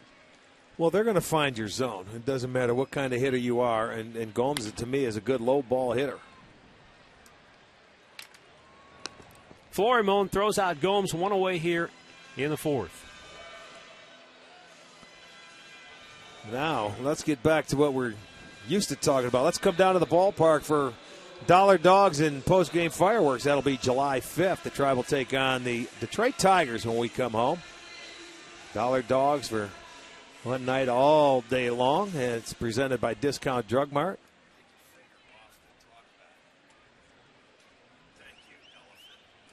Drew Stubbs struck out his first time up.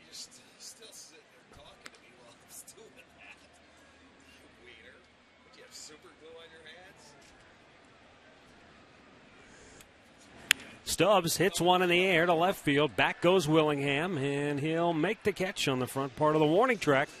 2 down. And up comes Michael Bourne.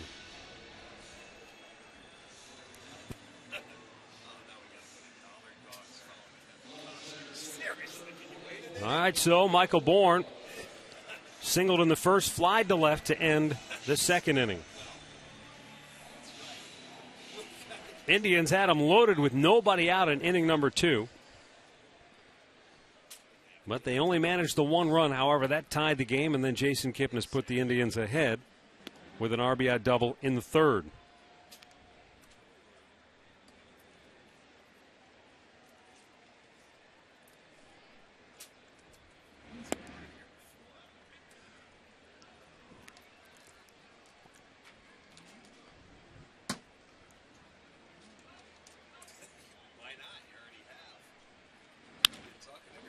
Right back up the middle. Backhanded by Dozier, but his throw will not get Bourne, and he's got another infield single.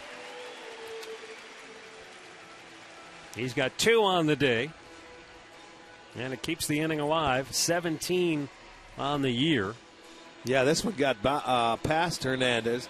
I tell you, Dozier made a very nice backhanded play to even make it close, because unless it's hit right at an infielder, Bourne's going to beat it out. We've seen that all year long. So a 2-out single. Again, now he was thrown out trying to steal back in the first inning. But a situation where we'll see. It's a time where you may want to try and steal with 2 outs. Bourne now tied for the league lead with those 17 infield hits. Who's that with, Pedroia? No, I believe it's Ichiro and Alexei Ramirez of Chicago. Oh, really? Yeah. That surprises me, Ramirez. I can see Ichiro.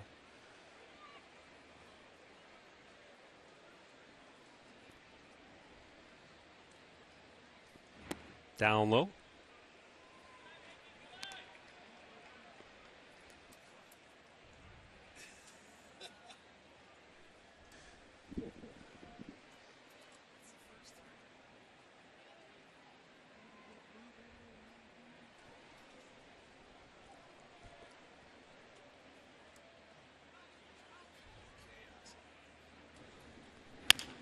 Slowly chopped to short on the move. Florimon will throw it over, and the inning is over. 4 complete. It's Cleveland 2, Minnesota 1.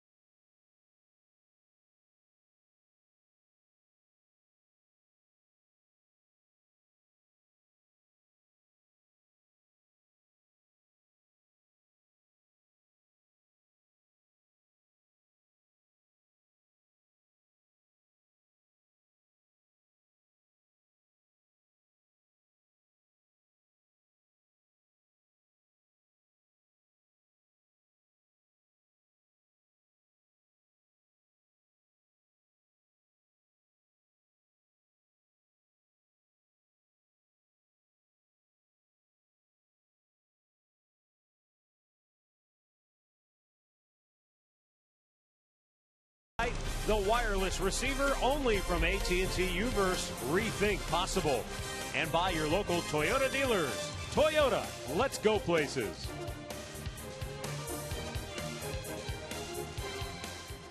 2-1 our score. Indians on top as we roll now to the 5th inning.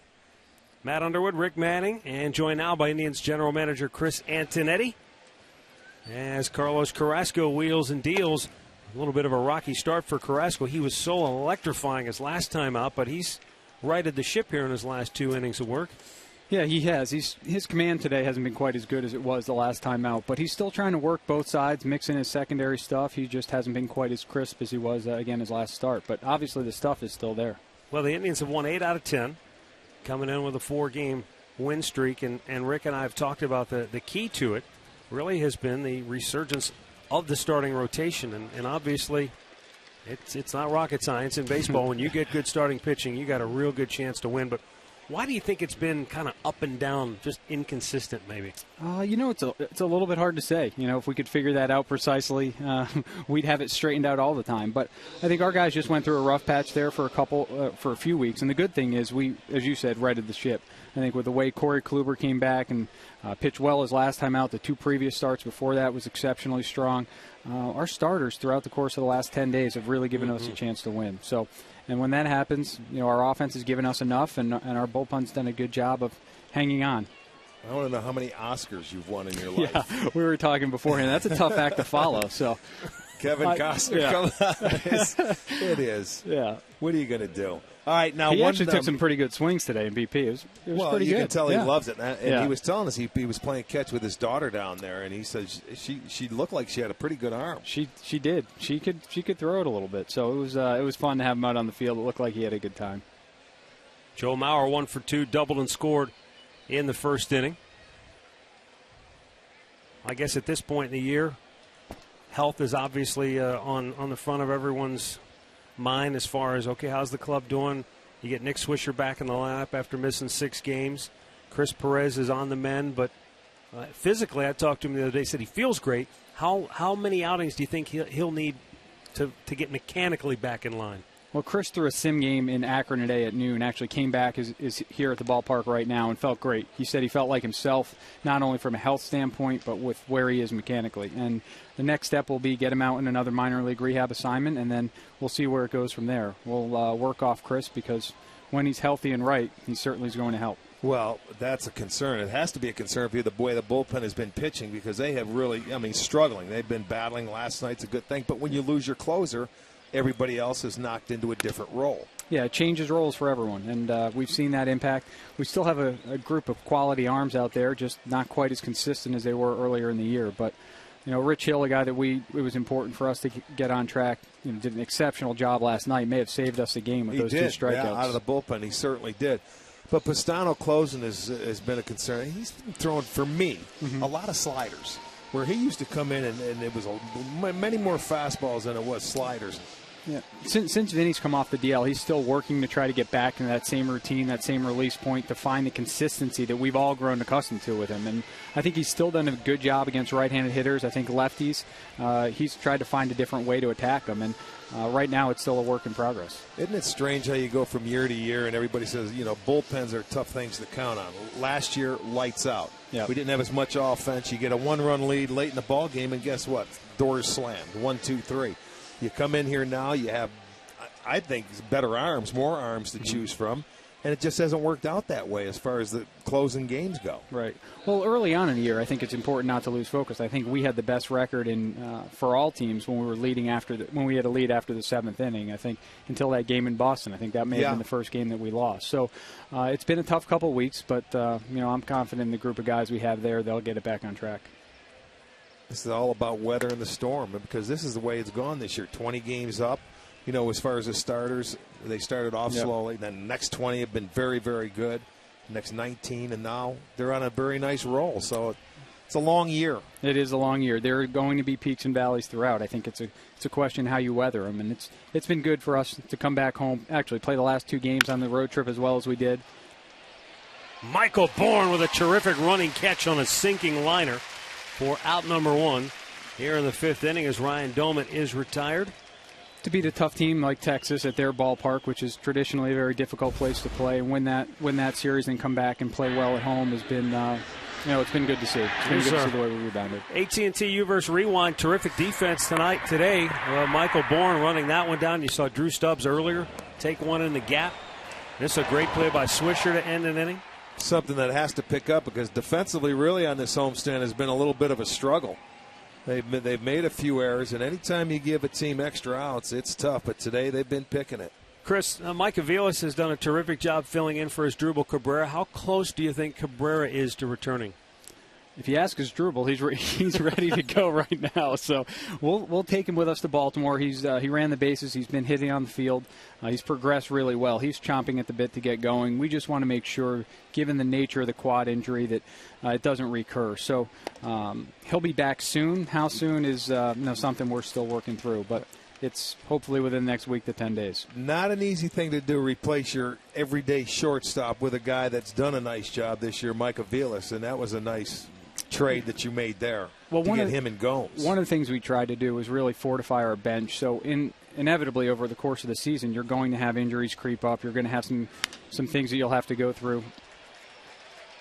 And to be able to have a guy like Mike to turn to, and Jan Gomes and Ryan Rayburn, who have all filled very meaningful roles on our team, I think it's helped us weather the storm a little bit. But I think Mike will be the first to tell you we'll be excited to get his dribble back, and he'll continue to get his opportunities. But he's done a great job for us.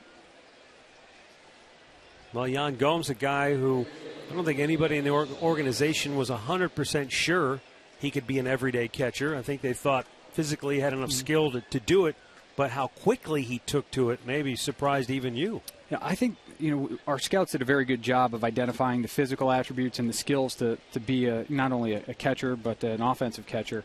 But I think the thing that's really difficult to know from the outside looking in is a player's makeup and his aptitude and his toughness and his perseverance. And I think the one thing we've come to understand about Jan, and we did have good reports on his makeup, but just he's been unbelievable in the way he's worked, the aptitude he's shown, adjustments he's made offensively and simplifying his swing, and then the way he's progressed defensively has been it's been exceptional. And it's really a credit to Jan and our coaches who have worked really hard with him to put him in this position. But he's been a factor for us so far this year. And he will just strictly catch? I mean, because he did play, a little third and maybe some outfield with Toronto. He's actually played some third. He's played some first, a little bit in the outfield too. So he has some versatility, but right now we'll continue to try to take advantage of him behind the plate. Yeah, one thing at a time. He's done a nice job. He throws the ball really well too. He's got quick feet, a good arm. He does. I think in percentages he may not have enough throws to qualify, but I think he's leading the league in caught stealing. Well, he was behind the plate for Kluber's last 5 starts, and Kluber's been lights out. I was a little surprised I didn't see him back there last night. They had Santana back there. Yeah. Santana caught this guy last start, and now Gomes is back there. So I'm sure you got to flip night game, day game after night game. I understand how that works, but so there are a lot of moving parts there, and obviously we were trying to figure out when Swish was going to come back and where he'd play and where he'd fit in the lineup because that was a little bit uncertain heading into the weekend, but it's good to get guys back and get them back healthy. Carrasco at 100 pitches, 60% for strikes. He's 1 strike away from getting through this 5th inning. 2 on, 2 out. The 1-2 pitch. Small strike zone today, boys. All day long. 2 and 2. It's going on both sides. Eric Cooper, I mean, they've made some good pitches that, you can see right there how that one might have been a little bit off, but he's made some earlier that were on the dish and never called.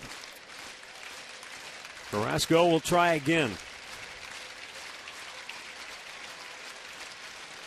The pitch. That's outside, full count. Is there any one specific area of need that you'd like to address if you have the opportunity between now and the end of next month for when the trading deadline comes? I think right now we're trying to lay the groundwork to be prepared for a lot of different things because our needs as we sit here today could be very different than they are, a month from now. So we've been talking to a number of teams. The dialogue between teams has increased. We've got our scouts out there seeing major league players, minor league players. So base hit into center field. That'll tie the game as Cleet Thomas comes home on a 3-2 pitch. Oswaldo Arcia delivers just his 2nd hit in the series, but it ties the game. Well, and they have not been hitting with runners in scoring position, and he gets a breaking ball from Carrasco. He went with 2 fastballs prior to. That's not a bad pitch there, down and away. This kid stayed on the baseball and drives it right back up the middle. So I think that's only their second hit with a runner in scoring position in the series. Well, they had one in the first inning today. All right, make it 3 then. They had one going into today. Yeah. You're right, in the first inning and now this one.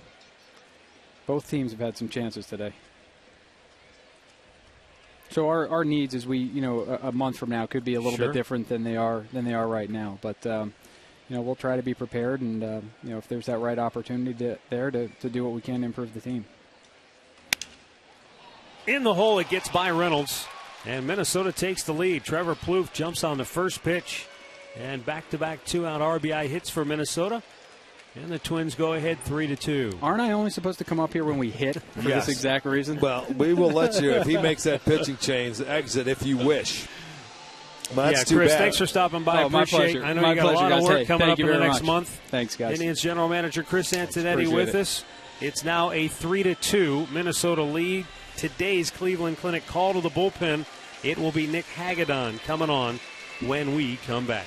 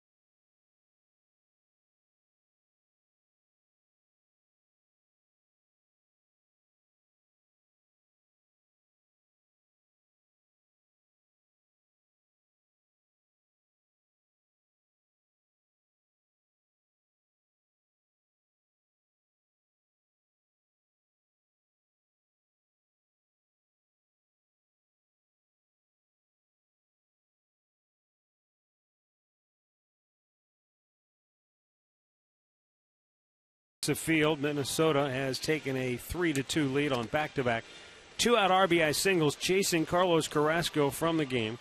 And now Nick Hagedorn, the left-hander, coming on. Hagedorn for the 25th time. And he came into last night's game. And again, he had an issue with covering first base on a ball. They have 2 outs now and facing a left-hander. Well, and you know what a difference a start makes. Carrasco couldn't get through 5 today, over 100 pitches. He went 7 1/3 in his last start and had like 90 pitches. So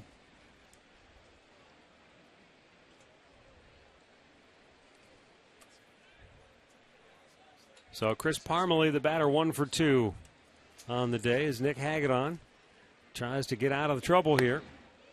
Keep the Twins from doing any more damage.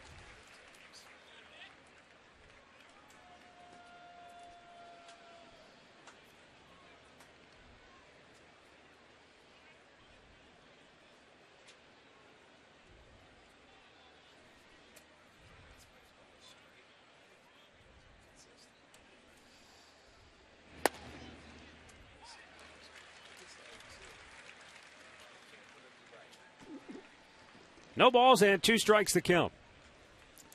well, this is what he did last night. He got ahead. Now the key is putting him away.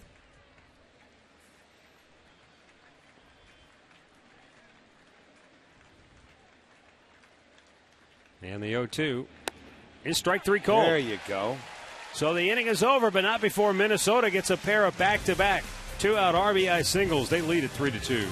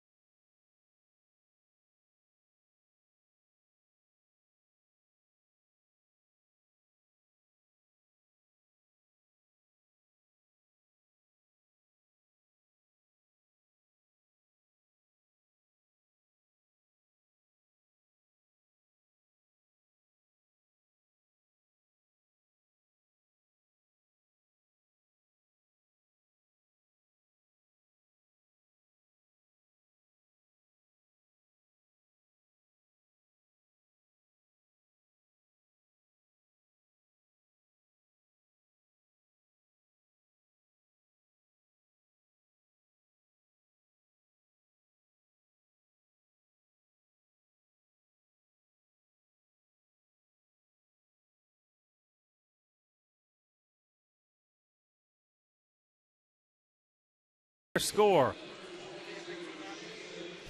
Twins lead the Indians as we go to the bottom of the fifth inning. It will be Jason Kipnis, Nick Swisher, and Mark Reynolds due up for the Tribe.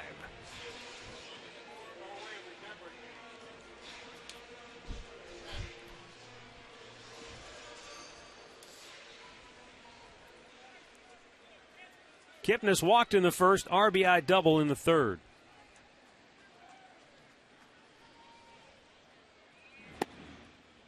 Takes a look, it's outside, ball one.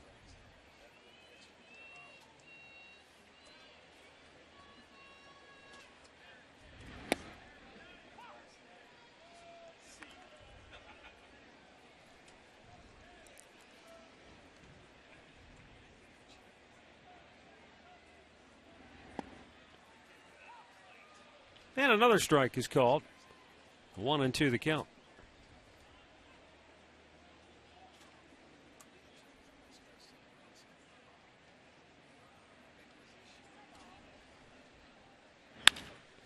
Chopped up the middle. Backhanded on the grass by Dozier. He throws, and he still got him. Nice play by Brian Dozier as he retires Kipnis for out number one here in the fifth.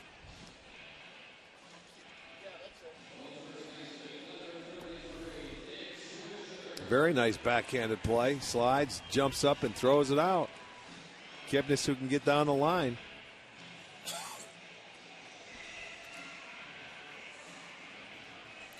Good play.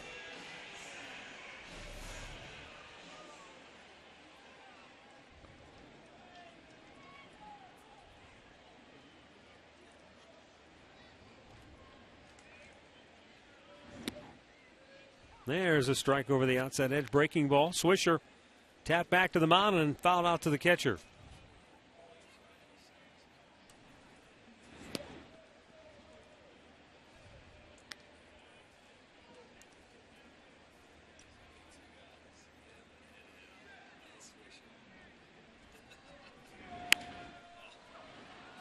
In the air to center. Cleat Thomas, he'll make the catch, and we've got two down in the fifth. In-game recap brought to you by your local Toyota dealers. Josh Willingham gave Minnesota the first inning lead on that base hit. Tribe would come back and take the lead. Jason Kipnis with the RBI double in the third. Then in the fifth, Minnesota with back-to-back two-out RBI singles, and they now lead it 3-2. Here is Mark Reynolds, who has walked twice and scored a run.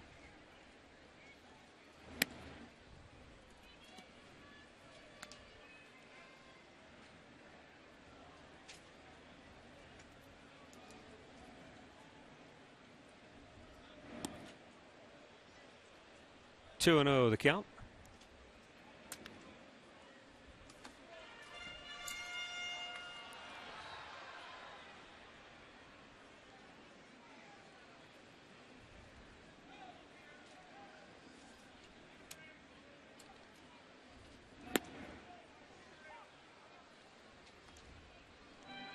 Two balls and a strike.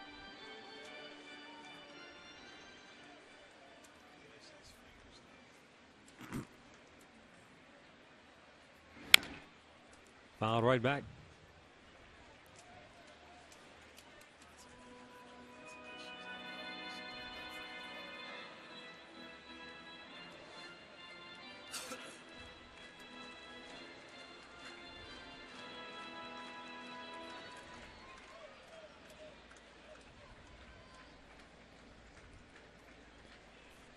Left-hander Pedro Hernandez delivers, and Reynolds strikes out. The Indians go 1-2-3 for the first time today. After 5, it's Minnesota 3, Cleveland 2.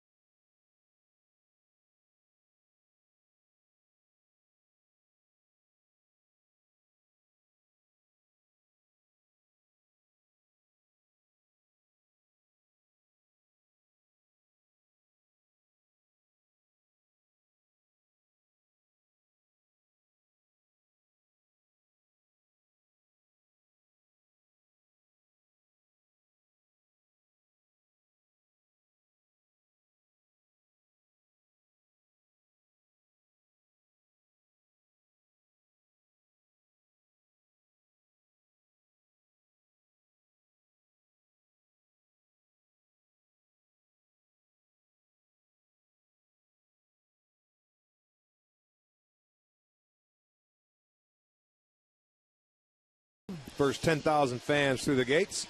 It'll be a 405 star. We'll receive a 1904 replica Block C cap. Log on to Indians.com for your tickets. Nice. 1904. Now that's not a Block C cap. I don't know what that is. That's a Kleenex. I don't know what that is either. Is it keeping the sweat off his ears? Or the sun off his cheeks? Either way, it's you unique. Make the call.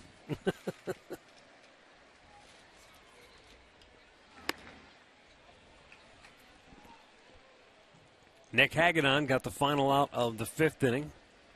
He'll stay on to work the 6th with Matt Albers getting loose in the Tribe bullpen. Brian Dozier has flat out struck out. 1 for 8 in the series. And a little late on that 95-mile-an-hour fastball.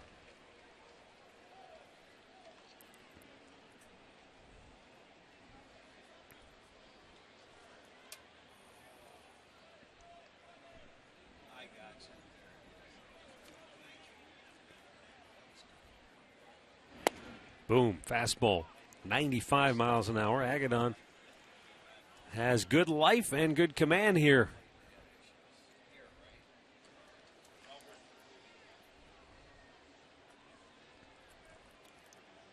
Five out of 6 pitches for strikes from the Tribe left-hander. Misses up high there to even the count. There's Albers.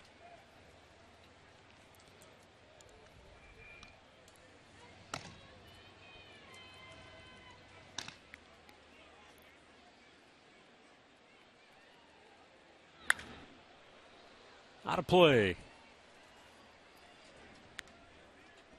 Minnesota heading to Miami to take on the Marlins. They've got a brief 2-gamer down in South Florida before they return home. Indians, funny, meanwhile, are headed to Baltimore. They've been here twice now to Cleveland. We haven't been to Minnesota yet. No. We don't go there until after the All-Star break. And then 3 times. Yeah, 3 times the second half of the year, correct. As a matter of fact, we end the year in Minnesota. 4-game series.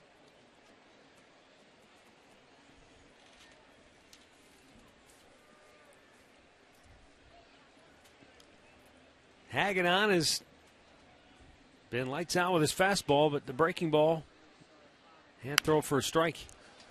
And that one's headed back just above our head. Boy, we rarely get him up this high. Yeah. And not on this level, but it was right to our booth, but just a little too high.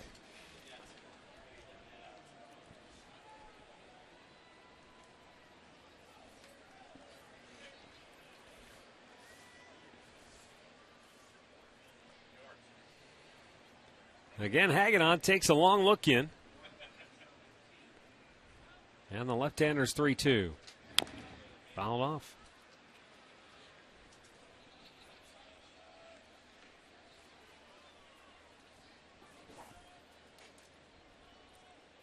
Boy, it appears the Indians have sent Kansas City into a bit of a spiral. Royals have lost 4 straight. Being shut out so far today by Chicago. Could be 5 in a row in the loss column for Kansas City. And they went home too, right? They're not in Chicago, so the Twins just played Chicago and they swept them. Hagedorn had him 0-2, and then he ends up walking Dozier. So the leadoff man aboard, Pedro Florimon, coming up. We're going to go back to the Hyundai Studios for an in-game update with Al Pulaski. Hey, Matt, Rick, the Indians will be in Baltimore tomorrow night. The O's today in Toronto to take on the hottest team in baseball. The Blue Jays have won 10 in a row. They sprinted out to a 9-0 lead, highlighted by this Encarnacion home run, his 21st of the year. It's now 9-4 Toronto. They're in the 7th, Matt. All right, thanks, Al. Pedro Florimon has walked and grounded out, and he takes a strike.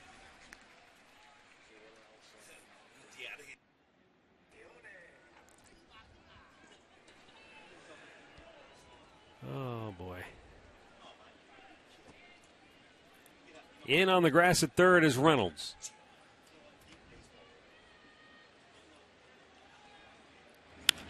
Florimon fouls it out of play. Florimon has done much better from the other side of the plate. All 3 of his home runs have come as a left-handed hitter, and 16 of his 22 RBIs.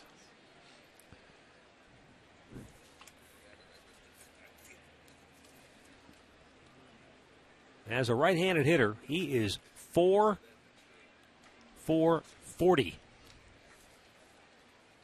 Got him. Throw to first, Swisher down to second, and Avila supplies the tag. One away as Dozier is erased. Well, you had a feeling at this part of the lineup with a 1-run lead, they're going to try and get aggressive. They're not a base-stealing team. They're 14th in the league with 23.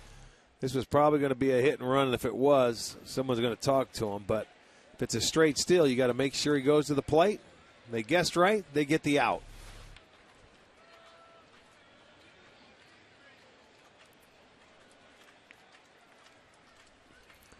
Now the 0-2 to Florimon. Breaking ball fouled off.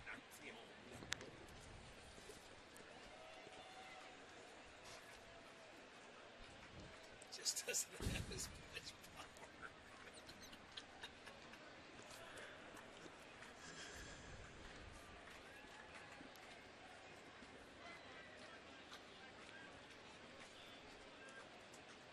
The 2-strike pitch. Strike 3 called. 2 down. Couple of Ks for Hagedorn. Time now to get the answer to the AT&T trivia question. Who's the batting title winner without a home run? Sir Rodney. 318. It was a down year for him. 1972. Well, that was just a few years removed from the year when pitchers dominated. In fact, on this day in Indians history, Louis Tiant, 1968, authored a 3-hit shutout against the Tigers, striking out 9. And he was unbelievable. Well, that was year. the year that the pitchers, Gibson had, I think, a 113, and then the next year they lowered the mound, didn't they? Yeah. Yeah, so, I mean, yeah, maybe just a few years later, offenses hadn't quite maybe caught up, but they were probably getting there. I don't know. Could have been just one of those years, too. In 68, Yaz won the batting title, Mike says, with a 301 batting average. Think about that. 301 won the batting title. Pitchers dominated, man. Wow. That tells you right there. Talk about throwing downhill. How much they dominated. And Rodney, but he was about almost a 330 lifetime hitter. That is a towering pop, folks. Nick Swisher, fighting the sun, makes the catch. And the Twins are out here in the 6th. It remains 3-2 Minnesota.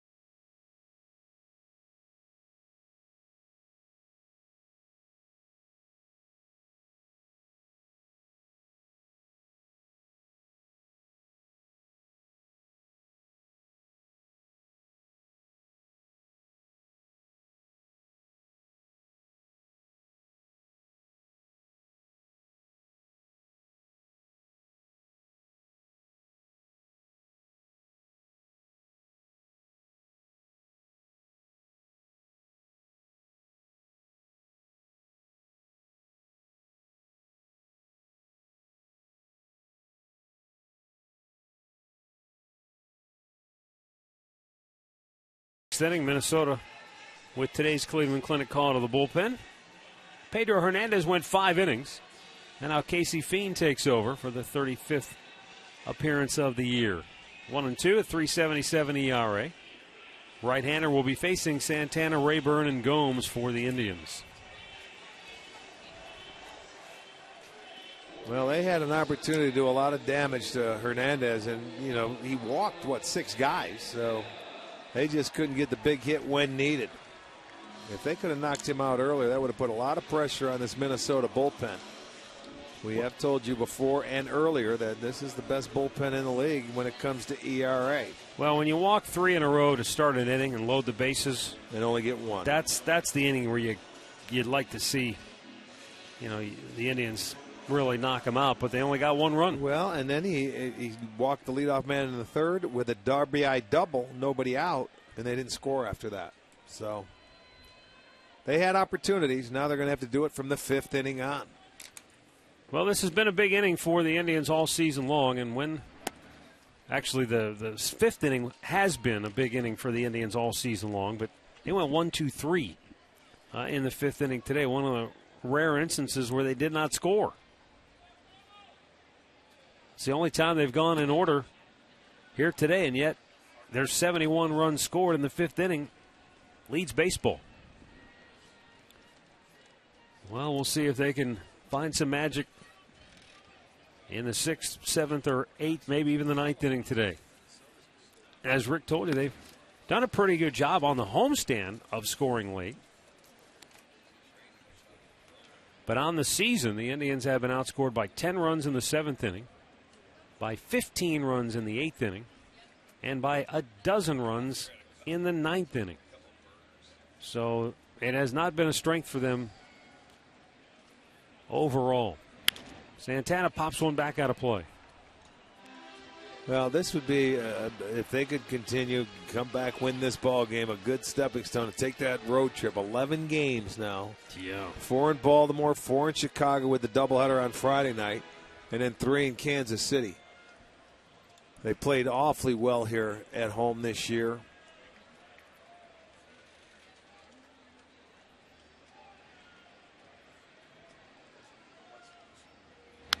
Fouled right back by Santana. Count stays 2-2.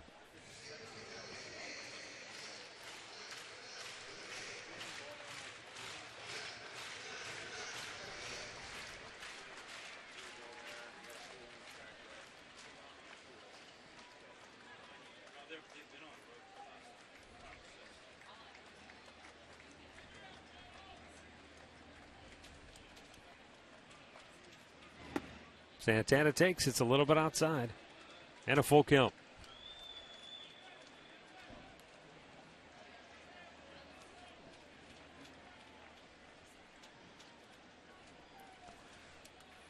Ryan Rayburn waiting on deck as Santana tries to get the Indians offense started here in the inning. Instead, he goes down swinging. 1 away.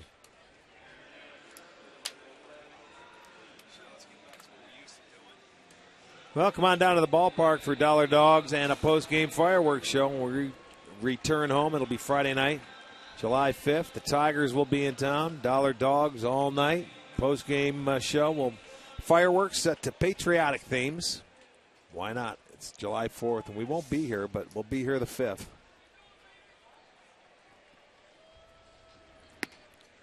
Hangs a breaking ball up high. 1-0 to Ryan Rayburn, who walked in the 2nd. Fly to deep center in the 3rd. Rayburn hit the ball that almost kept that 3rd inning alive for the Tribe. But Cleet Thomas went back and made a nice play on a ball at the wall.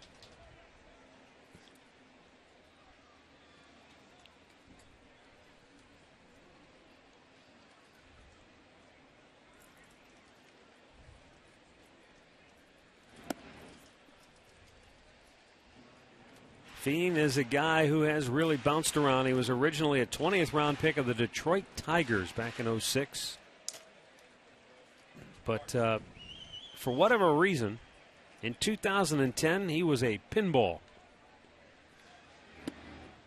That year, he reported to spring training with the Detroit Tigers. Less than a week after he reported he was designated for assignment, and he was claimed by the Red Sox. They put him on waivers. He was claimed by the Blue Jays. Outrighted to the minor leagues by Toronto. Then he was released by the Blue Jays. Then he signed a minor league contract to go back with the Tigers, his original organization. Then at the end of the season, he signed with the Houston Astros, was released after the next year, and then signed on with the Twins in January of 2012. Here's a bouncer ball to third. Trevor Plouffe on the run, flips it over, 2 down.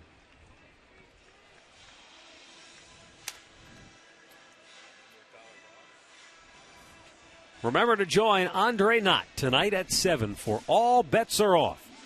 And then our man Jimmy Hanlon is in the Golf Zone at 9. It's all coming up tonight on Sports Time Ohio.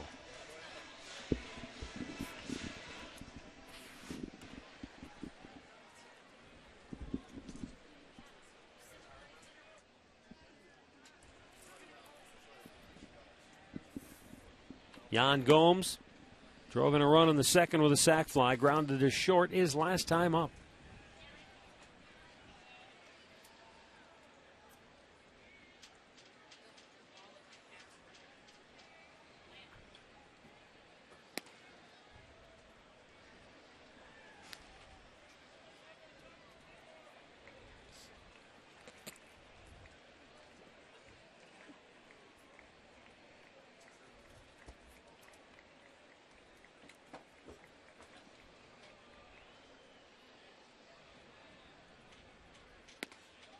Call to strike over the outside corner, and it's 2-1. Gomes not so sure he liked the call.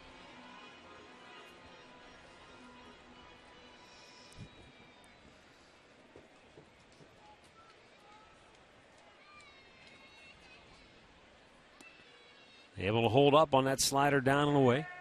3-1. Tried down a run here in the bottom of the sixth. They trail 3-2. A win would give them a 5th straight win and a sweep of the Twins, and send them to 11 games over 500 at home.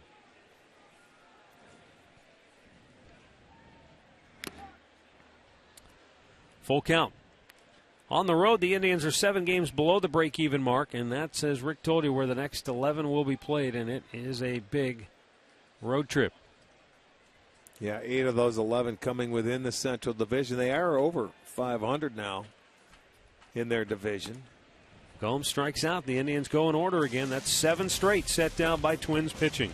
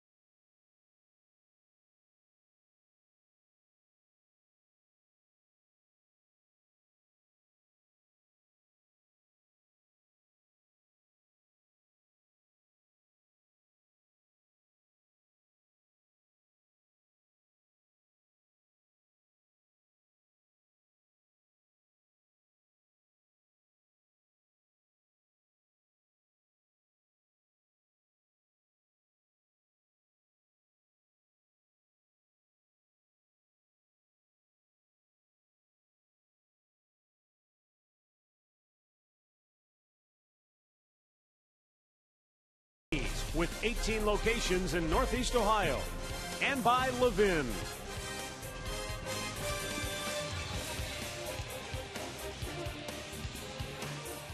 All right, great look in at the ballpark from our Panini Cam, brought to you by Panini's Bar and Grill. Warm, sunny Sunday afternoon here at the Yard. Indians wrapping up this homestand. They still have time to come back and complete the sweep. They're down a run. They need Nick Hagedorn to put up another 0. He's pitched an inning in the third, scoreless relief. He'll face Joe Mauer to start the 7th. Matt Albers warming in the bullpen. He could be coming on. Yeah, he may want him for 2 guys. Maybe Domet, who's the switch hitter. Yeah, we'll see. Where does Domet do better from? Oh, he definitely wants him to bat right-handed. Yeah, so the first 2 guys he would like to get him on. Mauer has doubled and scored in the first, walked and scored in the 5th. Boy, Carlos Carrasco was 1 strike away from leaving this game with a 2-1 lead and 5 innings under his belt. But on the 3-2 pitch, Oswaldo Arcia singled to center to tie the game. And on the next pitch, Trevor Plouffe singled to left to put Minnesota ahead. It knocked Carrasco from the game, and he's on the hook. That's how quickly things can turn. Well, they got a couple of hits when needed. They haven't been able to do that in the series except today in the first, and then the 2 in the 5th. 1 in the series coming in with runners in scoring position. 3 already here today. 1-2 the count on Mauer.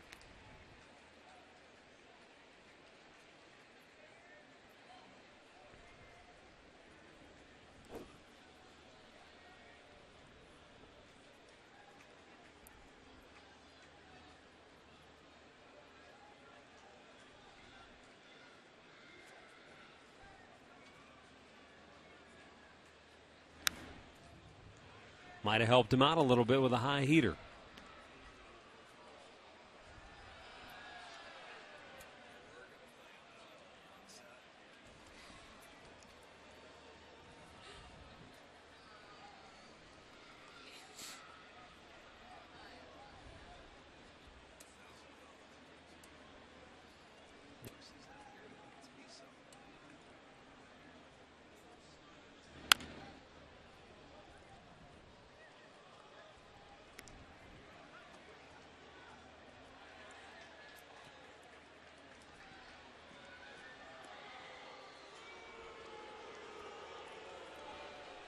Mauer steps back in, a 1-2 count. He's got a 6-game hitting streak now, 10 knocks in 25 at-bats.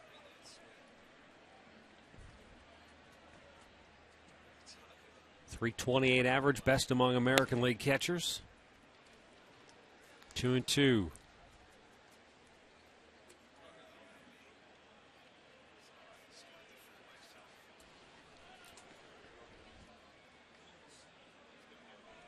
Nick Hagedorn, 25 pitches, 17 of those have been strikes. He's done a good job of being aggressive, although he did walk Brian Dozier after he had him down on the count 0-2.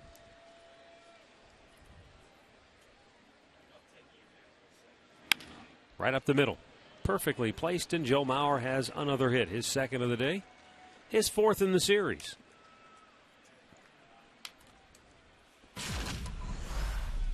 Back in that 5th inning, it was a 3-2 pitch, and Arcia got the breaking ball right back up the middle. Next pitch, Trevor Plouffe jumps on it. Yeah, that ended the afternoon for Carrasco, and he had given up all 3. But that was the 2 big hits that they needed. But I think they're going to need more than that in this ball game. This will be the last hitter that Hagedorn's going to face.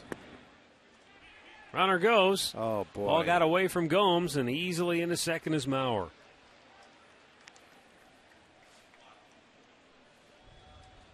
That'll go as a wild pitch, but they give up an extra base here. Let's see how he goes at the ball. See, he pushed it. His glove should have been turned the other way. He pushed that ball out of it. And that allows the base runner, takes the double play out of play. Probably should be a pass ball. You think so, yeah. Because he turned his glove the wrong way. He didn't. If he turns it the other way, it's no problem. Yeah.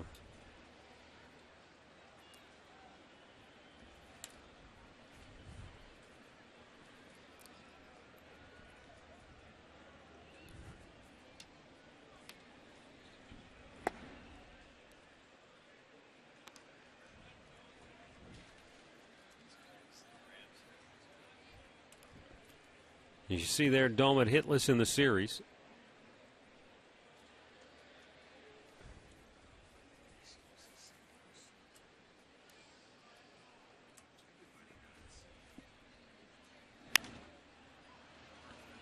Back out of play.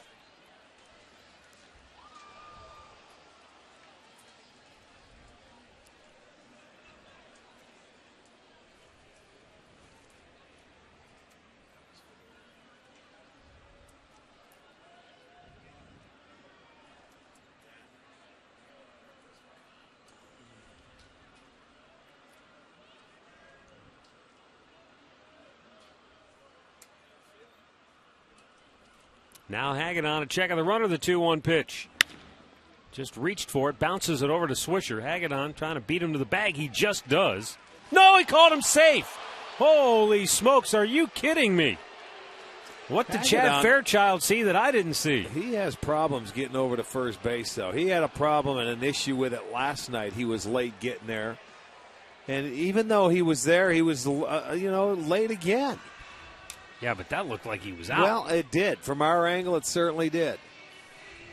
I'm sure we'll get to see another look or two of it and see exactly what happened. But he's called safe. So now they got first and third, nobody out.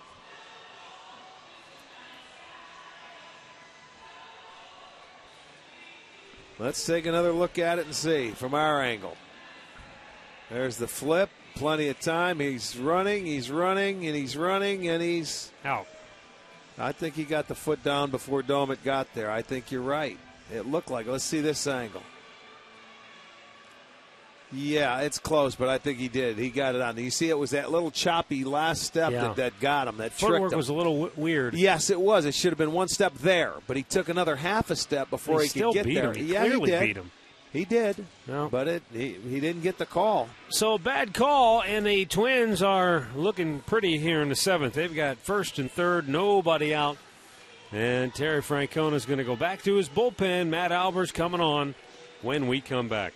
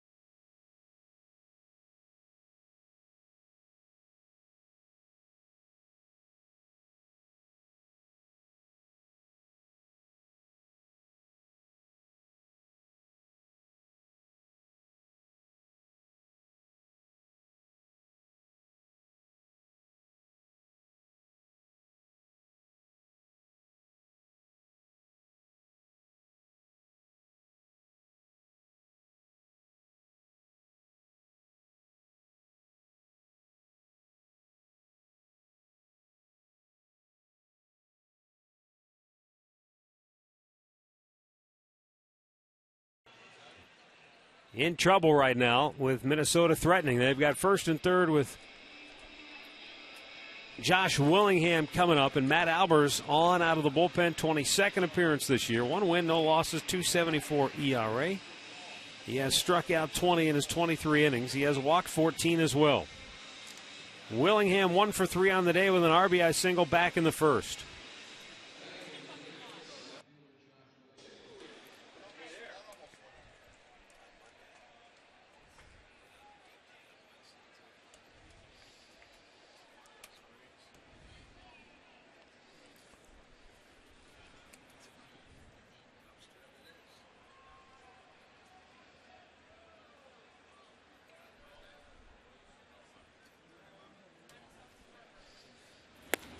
And a fastball for strike one.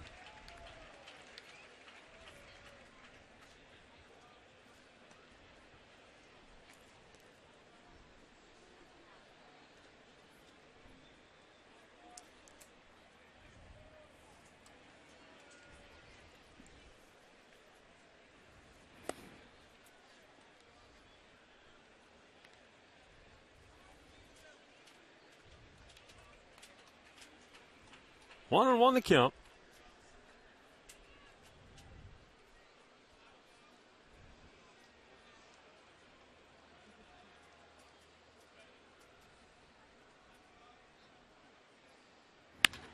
Line to left, a base hit. That's going to bring home Maurer. And stopping at second base is Domit. 4-2 Twins as Willingham has his second RBI hit in the ball game. He was 0 for 5 in the series coming in, but he has gotten a couple of big hits here for Minnesota today. Well, they wanted that ball away. It creeps over the middle of the plate, and the big man able to turn on it, drills it past Aviles at shortstop. So it's turns out to be 3 straight hits for Minnesota here in the 7th, and it is now a 4-2 lead.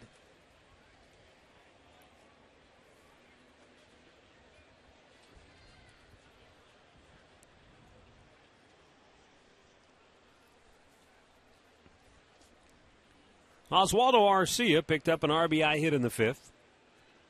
That's one that gave Minnesota the lead in this game. Actually, that, beg your pardon, that tied the game at 2-2, and then Plouffe, the man in the on-deck circle, followed with the go-ahead RBI hit. The Twins with 9 hits today. They have 1 extra base hit, and that's 1 double. That was Maurer back in the 1st inning. A 1-out double. Other than that, they're all singles.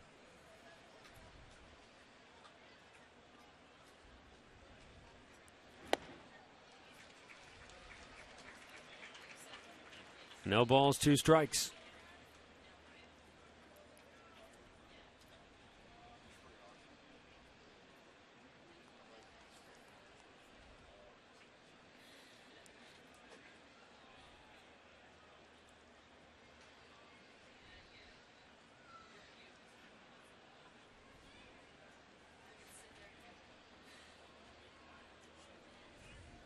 Albers wants to go through the signs once again.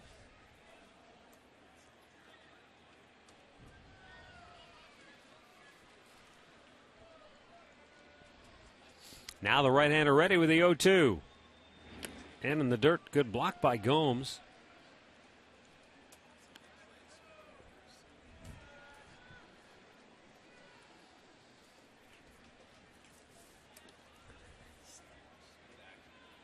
Albers came on with 2 on and nobody out, giving up the RBI hit to Willingham. Outside, he missed. It's 2-2. Matt Albers came from Arizona in that off-season trade that involved right fielder Drew Stubbs. A lot of moving parts in that deal.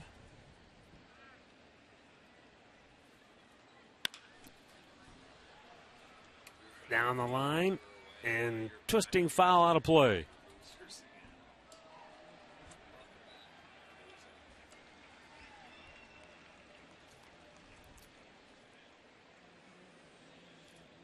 He has pitched well of late in his last 9 games. He's logged 10 2/3, giving up just 1 earned run.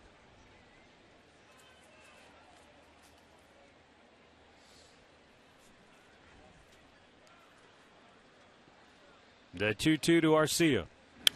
Out of play.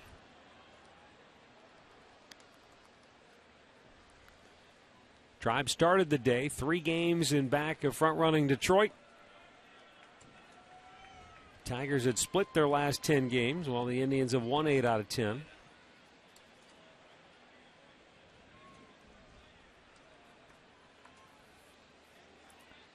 Tigers losing at home to Boston as we speak. That pitch outside a full count.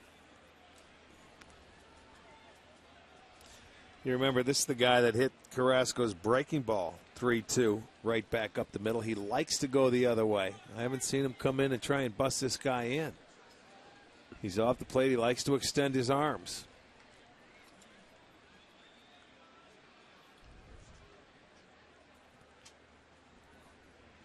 The 3-2. Nothing doing.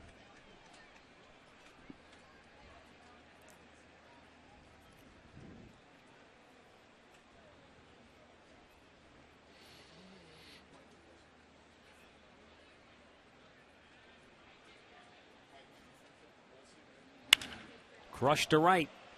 Stubbs goes down. Does he make the catch? Yes. He does. And the Get throw it. is cut Oh, off. Otherwise, no. they've got a double play. Boy, they sure did. And then by the time Kipnis tried to flip it out of his glove, it got caught in the webbing and it was too high for Aviles. That's a double play ball. Because Stubbs on the backhand, he wasn't sure it was getting there. That ball was hit so hard it was biting down on him. But watch, I mean, if he lets it go, Kipnis lets it go, it's a double play. Good thing he got his wrist out of the way. And there's the flip. It got caught in the webbing. A lot of times with that backhand, with the forehand, you can just, push it out of your glove. Nice catch. The glove gets caught underneath him. He looks fine, didn't hurt the wrist, but there's the play. It looked like Aviles was going to short hop it. But Kipnis cut it, tried the flip, and they'll get one more out.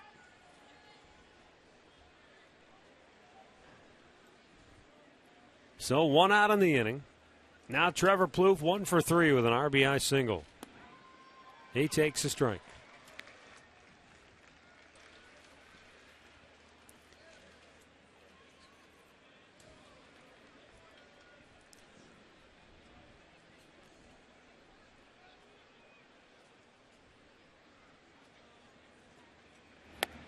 Fastball strike.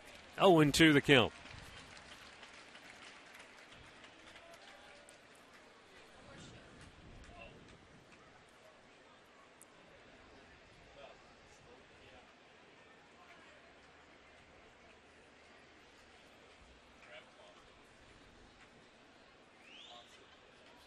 Albers fires. Chopped followed by the Tribe dugout. Stays 0-2.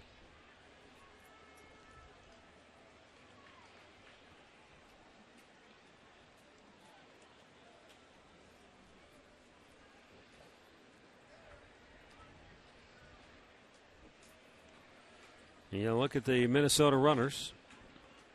And now the 0-2 pitch. Double play ball to Kipnis. He goes to Aviles. There's one on to first. An inning-ending double play. Minnesota adds a run. It's stretch time here in Cleveland. And it's now 4-2 Twins. Time now for the 7th inning stretch. Brought to you by Spitzer Auto World. Life is hard. Buying a car shouldn't be.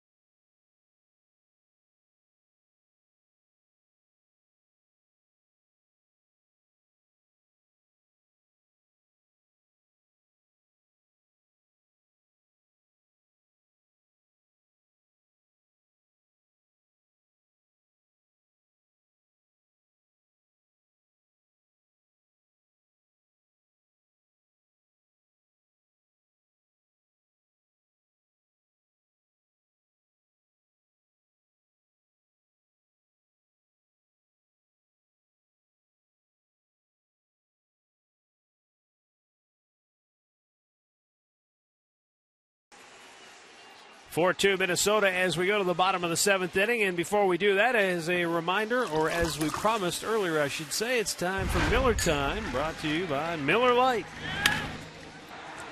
Jason Kipnis continues his hot spell at the plate by taking the ball to the opposite field. The sweet swing of Jason Kipnis right now. Yeah, he is going inside out and wearing them out and getting a lot of hits.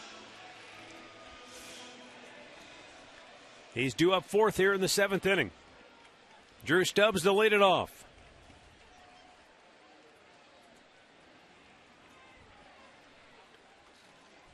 Indians have gone down 7 in a row since Michael Bourne's infield hit in the 4th. Well, they only have 3 hits today, and Bourne with 2 of them. Then you've got the Kipnis double. They scored a run back in the 2nd inning without even a hit. Well, last night they scored 6 runs with 1 hit in the 1st inning, thanks to 5 walks.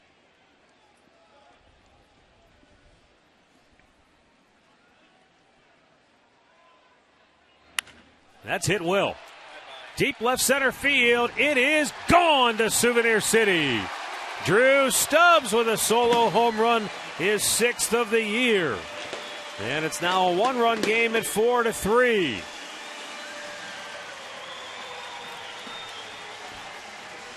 Saw Drew Stubbs absolutely smashing that pitch from Casey Fiend.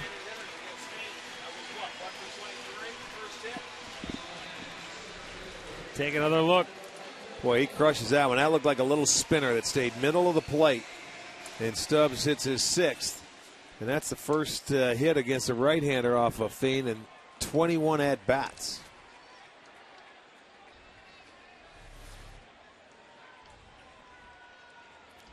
Yeah, right-handers came into the game 0 for their last 19. That goes back to the end of May.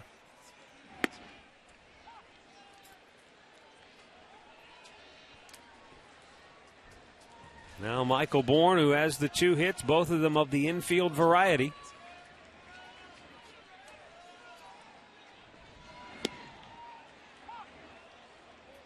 Taking a strike, it's 0-2.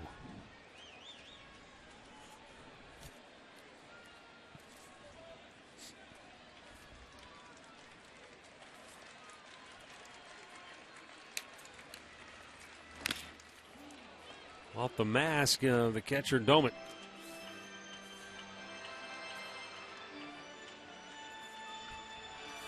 Second time he's taken one of those shots right back off the mask, and might have broken the mask. It did. He's got to get something. A piece fell off. Let's see. Boy, that is a direct hit.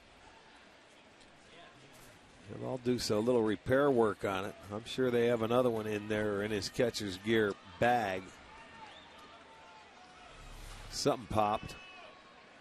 He'll go down to his bag, get his other mask.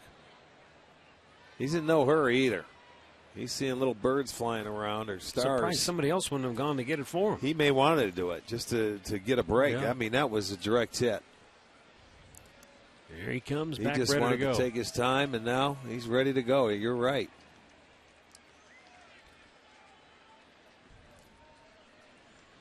So Bourne climbs back in, down on the count, 0-2.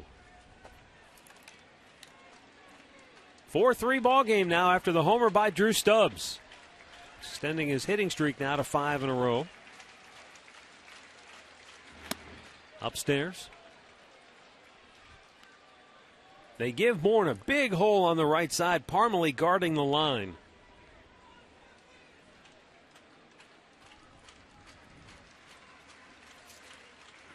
Upstairs again, 2-2. Well, they tried that the other night on Friday. He was able to pull a ball a couple of times, bring those hands in. And he pulled 2 singles. He has 2 infield singles now, but that means they're going to either crowd him with fastballs in and make him go, they push it the other way. Lays off, it's high, full count. It's either my imagination, we've seen a lot of 0-2 to go to full counts yes, today. We have. I don't know how many of those full counts were 0-2, 3-2. I know there was night, a few of them. There was quite a few. Maybe we're just trapped in the twilight zone. It's the third one by the Twins that's gone 0-2 to 3-2. And I know the Indians have had at least 3-2. Ford strikes out, 1 away. And he might have chased ball 4. Not sure. Take another look. Well, it's a high fastball. Is it too high? Yes. Yeah. Let her high. That would have been a ball, but you can see it. That pitch you see is a hitter. That's the pitch we were talking about earlier in this game, Matt, where it's not going to get called. And most hitters nowadays don't swing at that pitch, and it's called a ball. But you used to get a lot more high strikes. But we're talking a long time ago. Mike Aviles, 0 for 2 with a walk and a run scored.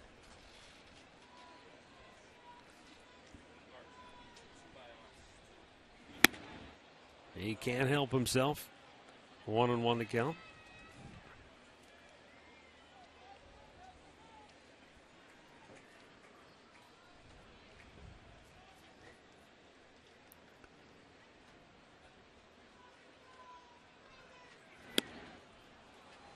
And Aviles down on the count now. 1 ball, 2 strikes.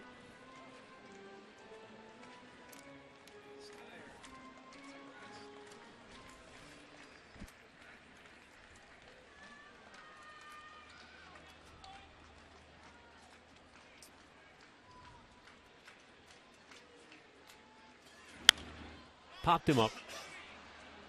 Foul ground. Domit, a little late start getting back to the on-deck circle, and he ducked, and it almost hit him in the head. That's because Plouffe came in to make the catch. He did see where Domit got a late break. That was a nice running catch because he was right in the middle of it. He didn't know if Domit, you see, he wasn't there. That's a tough play for a catcher. And that's even a harder play when you're coming in and trying to catch it like that, going over all the on-deck circle stuff that's out there. He's getting out of the way. That's a good play. That ball right there could have easily fell for a foul ball.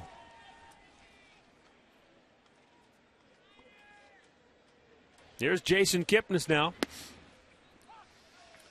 Taking a strike.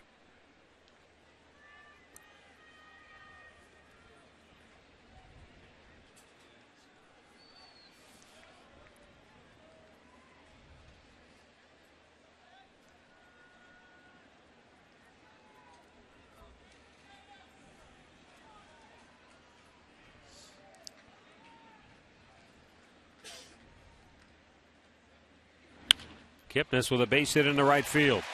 His second hit of the ball game. And he'll keep the inning alive with 2 down here in the 7th for Nick Swisher. How well Jason is swinging it right now. You throw that little spinner up there, and he ends up turning on it. They speed up his bat. He's been hitting everything to left field. They try and go inside, and he's just locked in right now. He is just swinging so well. And he pulls the ball, hit it where it's pitched, and he's doing just that. They're on the line, protecting for the double right there, and Kipnis ends up getting a single into right field. So he has 2 hits now. The Indians with 5. And up comes Nick Swisher with the Tribe down a run here in the 7th inning. Swisher 0 for 3 in his return to the lineup.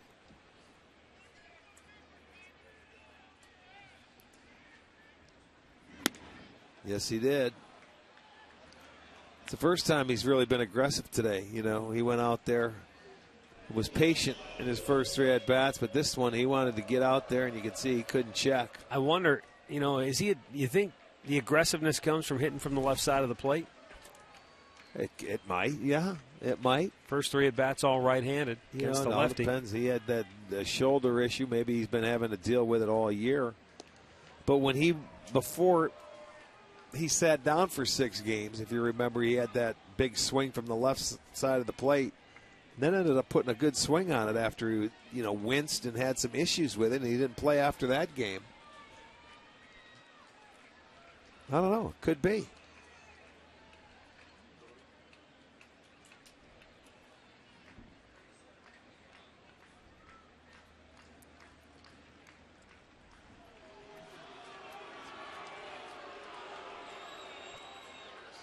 Casey Fiend faked the move toward first base, and Jason Kipnis never moved a muscle. as if to say you're going to have to do better than that.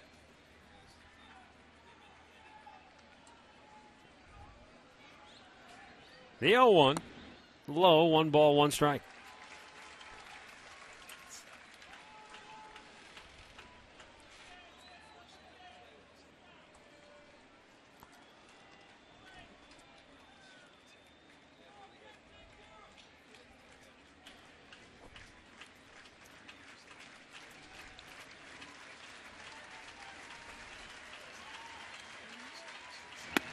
There's a strike called, and now Swisher down on the count, 1-2.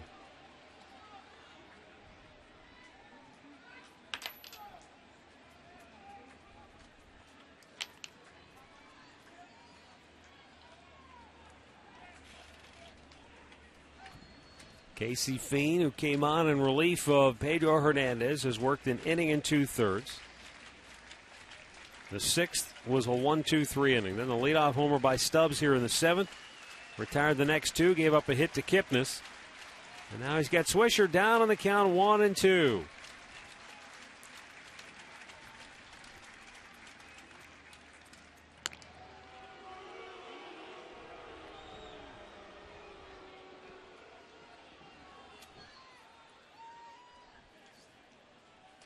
Kipnis a team high 17 stolen bases.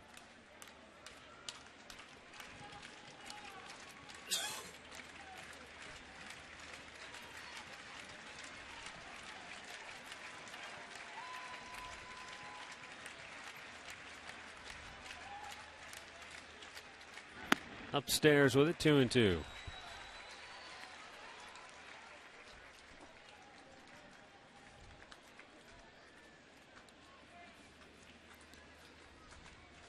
Seven homers, 14 doubles, 1 triple for Nick Swisher. He's driven in 24 on the year.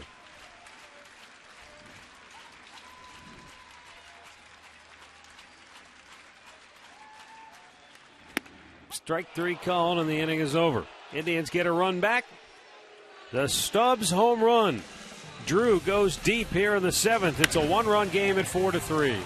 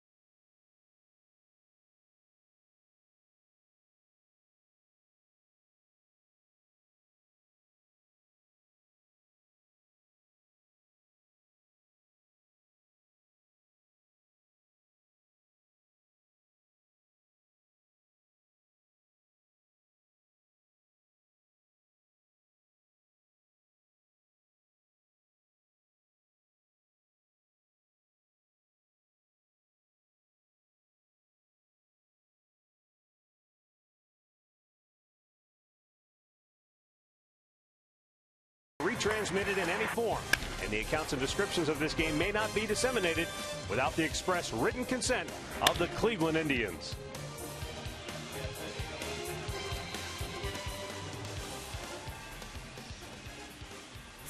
Minnesota leads it as we move to the 8th inning. Reminder to stay tuned for Indians Live after the ball game. Brought to you by Conrad's Tire Express and Total Car Care. Highlights, analysis, and reaction from the clubhouse. It's all straight ahead. It's back to a 1-run ball game, though. Bottom third of the Minnesota order here. Parmalee, Dozier, and Florimon. Albers staying on after he pitched the 7th. And another Twin hit. This is a big turn by Parmalee, and he slams on the brakes. Rayburn cut it off quickly down the line. So Minnesota, though, gets their leadoff man aboard. That's 1, 2, 3, 4 straight innings. They've had their leadoff man on. Yeah, 5 times for the game. He bloops it in there. That's a nice play to get over there by Rayburn to hold him to a single.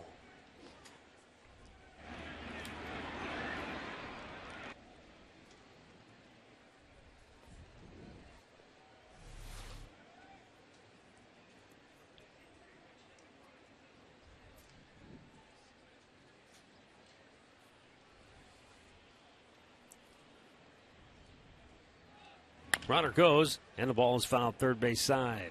Well, that part of the lineup. This guy's been swinging the bat very well, so Ron Gardner, still with a 1-run lead, wanted to start his runner, stay aggressive. And he fouled it off. Tried the old hit and run. He knows he wants to get more. He wants to add on here.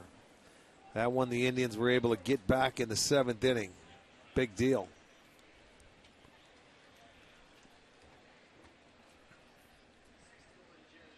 Albers ready, he deals.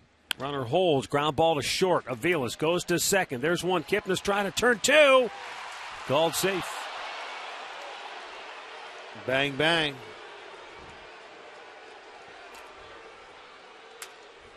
Looked like Dozier just got his foot down for a tie. So, and then plus it was not hit directly at Mike Aviles. He had to turn it.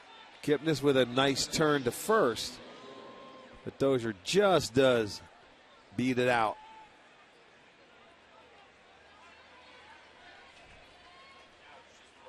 Before Pedro Florimon comes to the plate, Terry Francona goes to the bullpen. We've got a timeout here at Progressive Field with 1 on, 1 out in the 8th, and Minnesota leading it 4-3.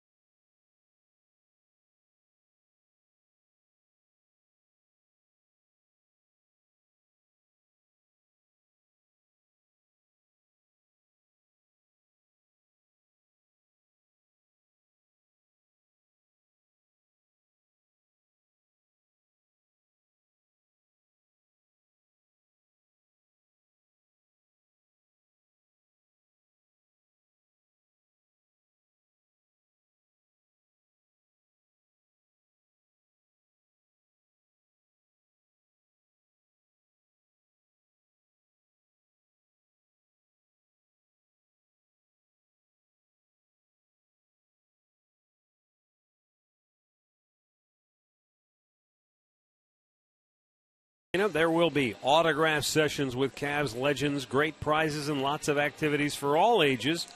Tickets are free and are available at the Quicken Loans box office or from Cavs.com.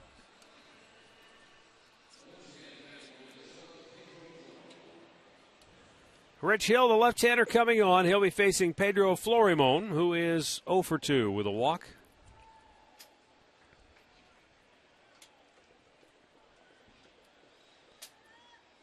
This is the side of the plate. He is very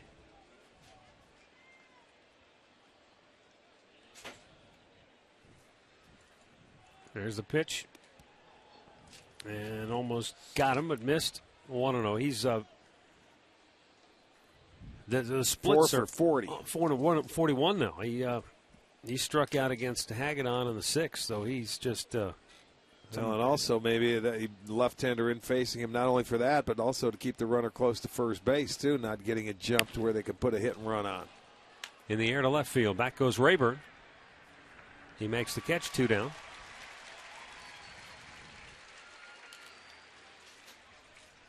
All right, let's take a look at our in-game box score. It's brought to you by your Northern Ohio Hyundai dealers. And for Minnesota, Joe Mauer, a couple of hits. He has scored 3 runs in the ballgame. 3 of the 4 Minnesota runs, in fact, he has brought them home.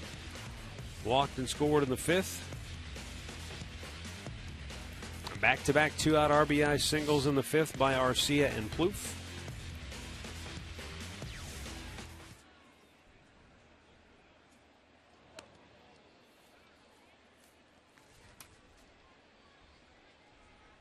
Dozier, the runner at first with 2 down. Cleat Thomas, 1 for 4 on the day. He's been on safe basically now 9 of his last 11 games. Ball gets away, and the throw is not close. So Dozier in the scoring position.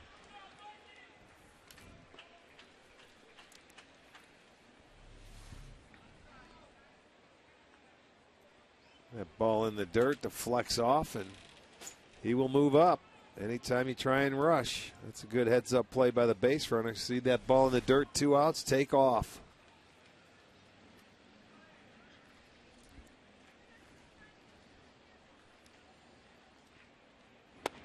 There's a fastball strike over the outside corner. That is a very important pitch for a guy like Rich Hill. Being able to throw that pitch to the corner for a strike.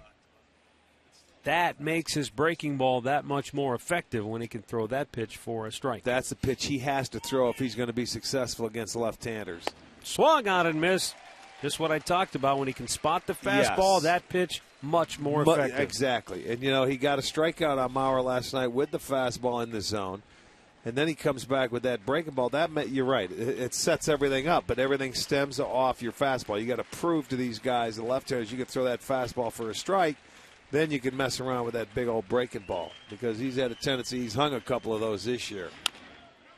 Weakly chopped towards second. Kipnis will flip it out of the glove, and the inning is over. We'll go to the bottom of the 8th. Tribe down a run 4-3.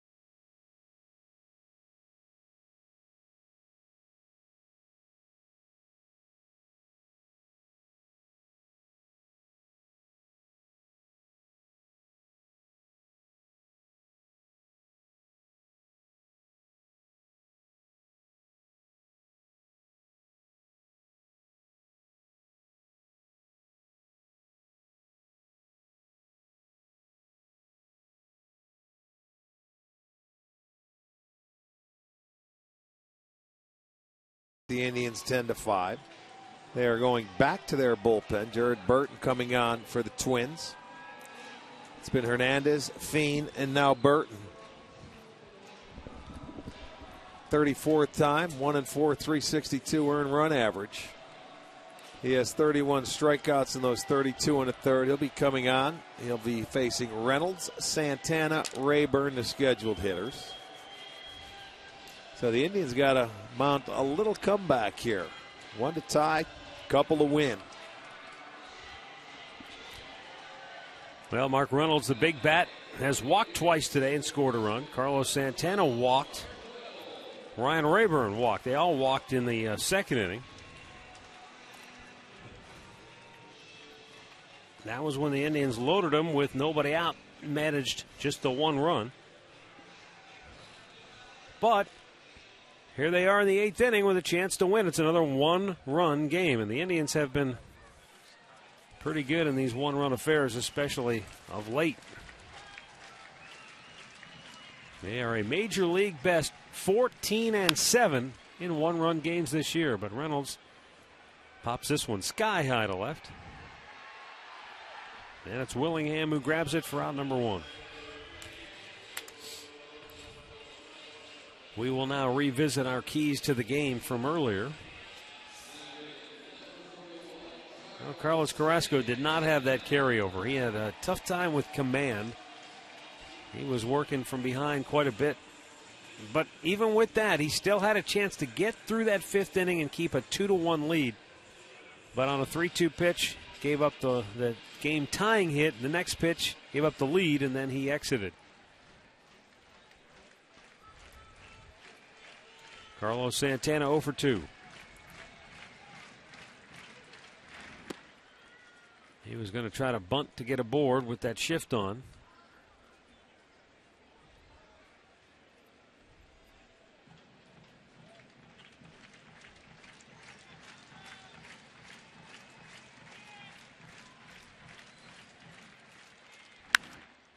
Sends one high in the air, shallow center. Out goes Florimon. He's called off by the center fielder Thomas. 2 down.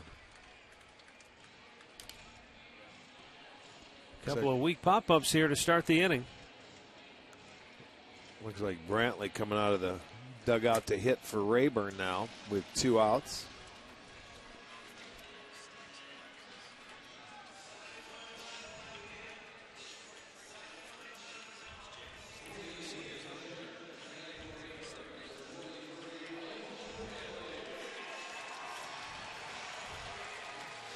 Brantley as a pinch hitter this year, I don't think he's had an appearance, or if he has, he walked.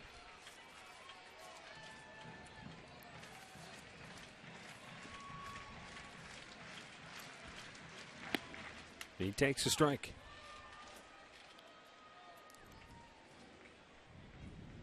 He did walk in his only pinch hit plate appearance in Philadelphia.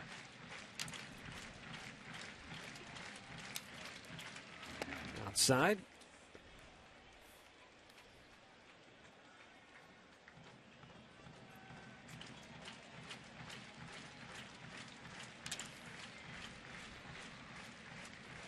Jared Burton, the 1-1. And a line drive, base hit for Brantley. So Michael aboard with the tying run here in the 8th inning.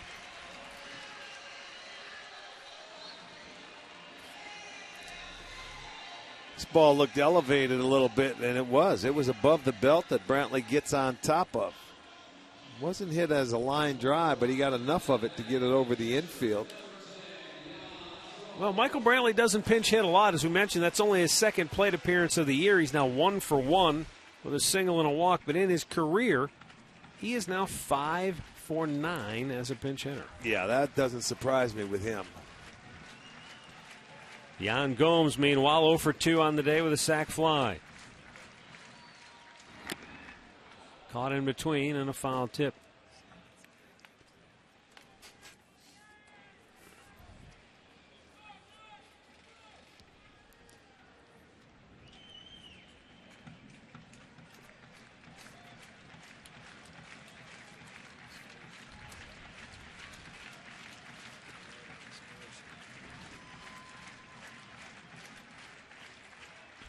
The pitch out. Yeah. Brantley looked like he might have been going. That's okay. But he sniffed it out maybe. He took a couple of steps and looked in and saw the catcher jumping out into the other's batter's box, and he stopped. Well done. Let's see if he was actually running. Yes, he was. Well, he bluffed it at least. So the pitch out was there. Count back to even. That always helps when you're a hitter. You know, they pitch out one time, you say, okay, thank you.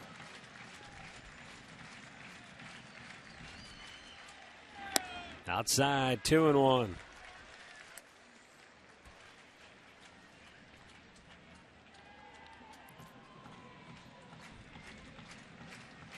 Jan Gomes trying to get up to the plate here and deliver a big hit.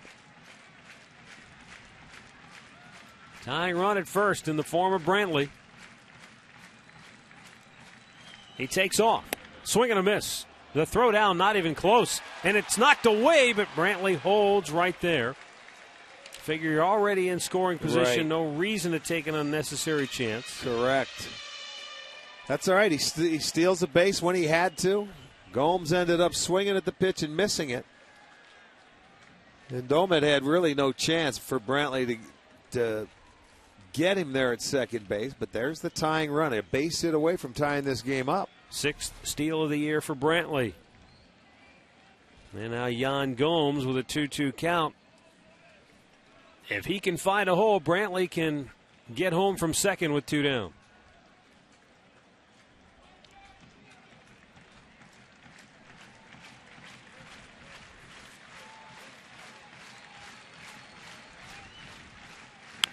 Fouled off.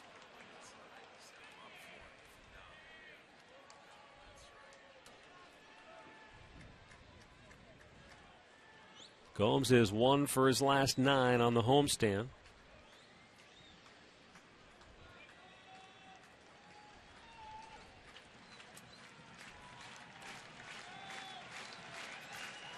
Try to deliver here with 2 down. The 2-2 pitch is outside and a full count.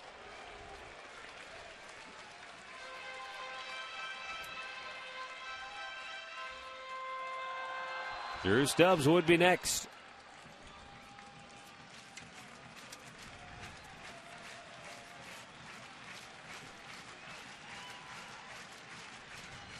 Jared Burton fires. High, ball 4. So with 2 down and nobody on base, a hit by Brantley as a pinch hitter. Now the walk to Gomes, and Drew Stubbs, who homered his last time up in the 7th, will be the batter. This was off a guy who'd been death on right-handers of late. First hit in 21 at-bats against a right-hander, and he picked a spinner, Stubbs did. That stayed middle of the plate, boy, and he made him pay. That was too bad nobody was on base. Solo shot, his 6th. That brought him to within 1. Again, a base hit should tie the game here. Low and away, ball 1.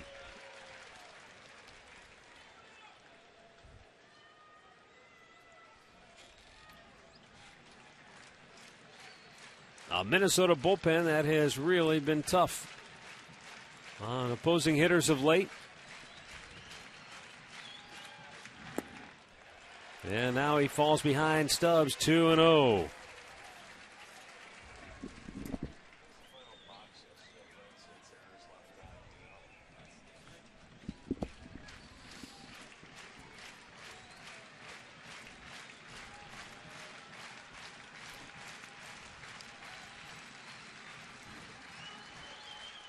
Brantley takes off. He'll walk into third base with a steal. Yeah, they don't care about that. They're not worried there. He goes to third base. They're not paying attention to him. They want the hitter. There's 2 outs. Infielders are back. They're not even jockeying him back. But if they're going to give you the base, you take it. And for Drew Stubbs, that tying run now 90 feet away. And a 2-1 count.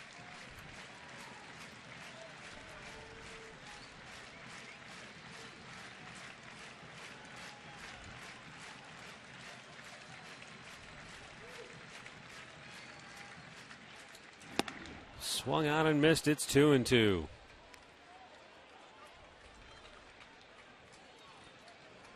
Made a quality pitch right there. Little two-seamer down and away. Gets Stubbs to chase it.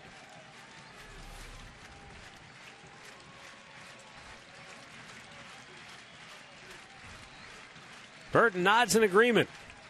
The 2-2. Hit foul out of play to the right. Yeah.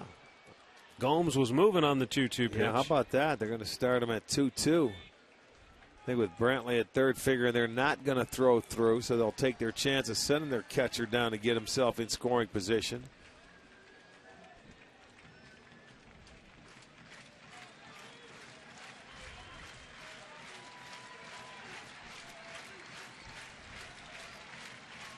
First and third, 2 down on the bottom of the 8th.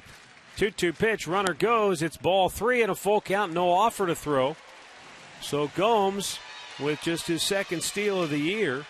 You know, that's amazing right there. Just let him go. That's the winning run. Especially if you're holding him at first. Or the go-ahead run, I should say. Yeah, right. You're holding him at first. They didn't even offer. So a base hit here, and the Indians could take the lead. They're up on their feet here at Progressive Field. Burton ready, the payoff pitch. Checked his swing, and he's going to be out at first. Pretty good collision going down the line. So the Indians threaten, but they do not score, and we'll go to the 9th. 4-3 Twins.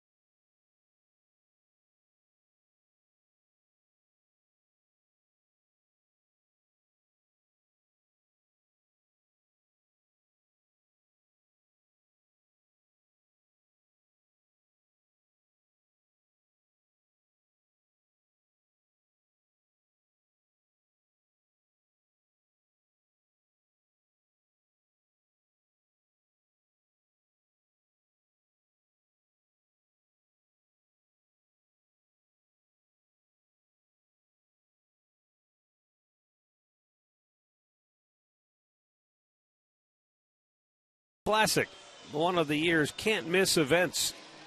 See which players outshine the competition to reach the final table in this prestigious tournament.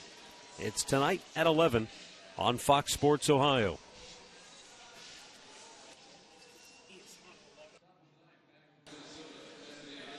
Michael Brantley stays in the ballgame. He's in left field. Rich Hill will stay on to start the inning. He'll face Joe Mauer and then Ryan Domit. Then if all goes well, you'll see a right-hander, presumably Cody Allen, to face Josh Willingham. We will see how it plays out, however. The pitch. Mauer takes a strike. Mauer is 2 for 3. Single, double. He has also walked and he has scored 3 runs today. Now a 6-game hitting streak for the Twins catcher. And one of the game's really consistent, solid hitters.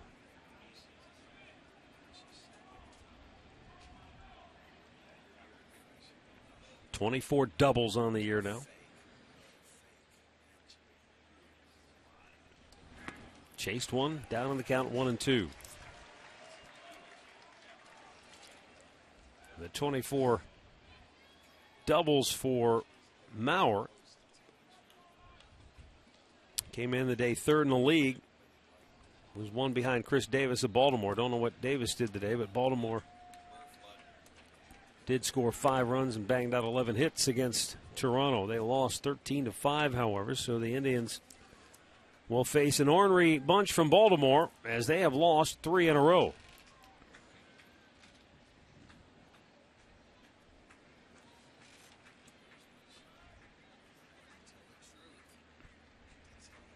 Rich Hill ready, the 2-2 pitch. Swung out and missed. He struck him out.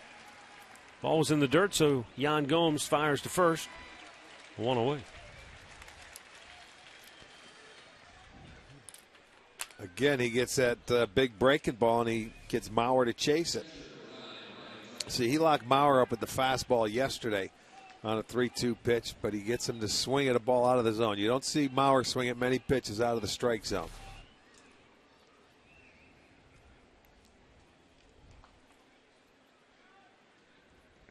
Ryan Domit swung out and missed. Domit should have been out his last time up. He was called safe. A weak bouncer towards first base. It was a close play, but it was pretty clear that Hagedorn beat him to the bag. But Chad Fairchild didn't call it that way. It's 0-2 now.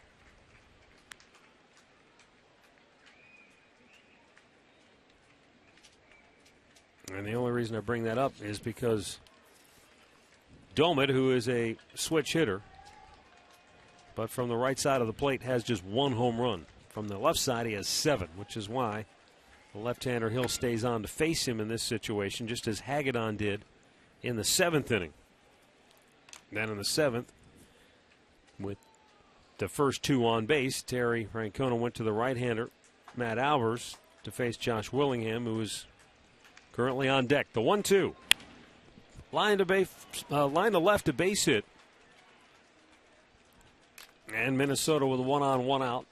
And Terry Francona going to go back to the bullpen. This was the breaking ball as well that he's able to hit to left field. Let's see it. That was down and away. Kept his hands back enough. Didn't have him on the front foot.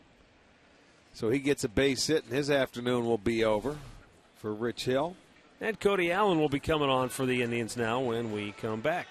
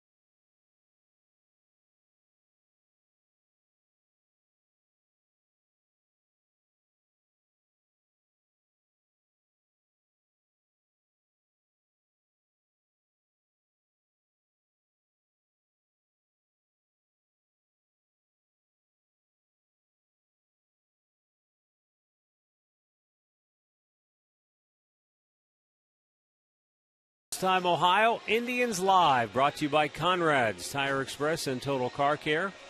Al Pawlowski, Jason Stanford, they've got the highlights analysis from the studio. Katie with them will have reaction from the Tribe Clubhouse. Rick and I will have some final thoughts as well. It's all straight ahead. Cody Allen now for the Indians' 31st appearance this year. 2-0 at 2.01 ERA. He has struck out 40, walked just 10 in his 31 1/3 innings of work. Josh Willingham is 2 for 4 with 2 RBI singles. That's the guy that has had 2 of their 3 hits driving in the runs. Well, make it 4. Got 2 of the 4, so he stepped up. And right now, he's the difference in the game. His RBI hit in the 7th that drove home Joe Mauer, accounting for the 4th run of the game.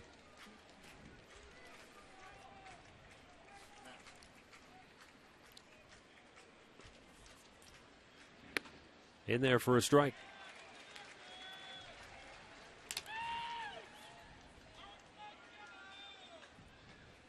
Few welcome clouds here at the ballpark. A warm day. Game time temperature 88 degrees. I'm sure it's soared above 90.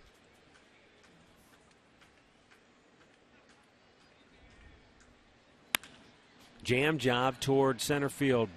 Michael Bourne is there to make the catch 2 away, and Domit back to first.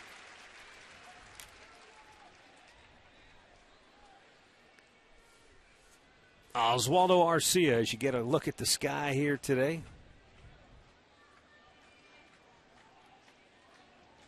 It's kind of funny, Rick, that the day had the feel of one of those August afternoons, and the game sort of played out like the dog days of summer. Neither pitcher was a starter was especially sharp with the command.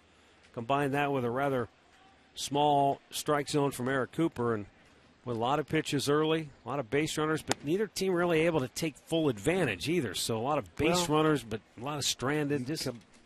That happens when you play a long game like last night. You have almost, 345 or whatever it was, and the number of walks, the number of pitches, and then you turn right around and you come back for a day game, and it's a travel day. That happens a lot. Long fly ball, deep left field. Brantley going to play it off the wall. Took a weird carom. They're going to wave him around. Domit's coming home, and the throw will not be in time. He never touched the plate, and they tag. Safe. They call him safe. Oh, baby. They had a chance to get him on his return to the dish, but Gomes didn't realize it. He turned away from the play, and by the time he turned back, Domit got his hand in, and now that is a big insurance run for Minnesota. It's 5-3. It sure is. You'll see the relay coming in. He smoked the ball, though, and hits it off the wall. You see, he ran past it. Gomes wasn't looking. He was going after the ball, and he did get the hand in by the time he tagged him. That was the right call.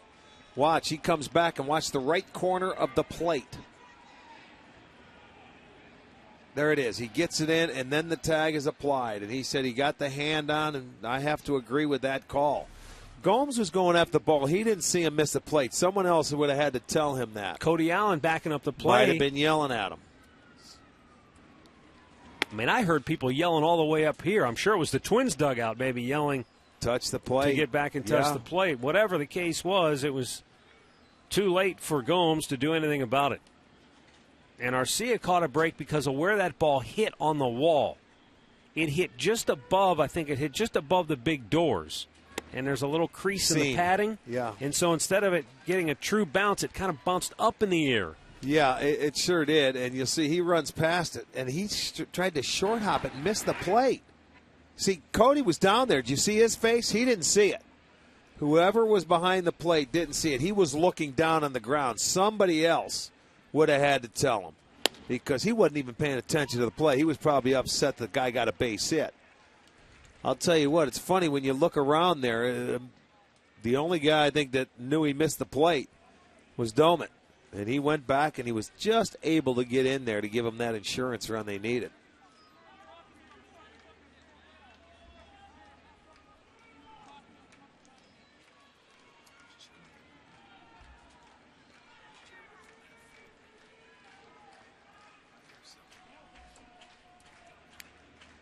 One and two the count. Cody Allen delivers down in the dirt. He did not go. Count evens at 2-2. So the run charge to Rich Hill.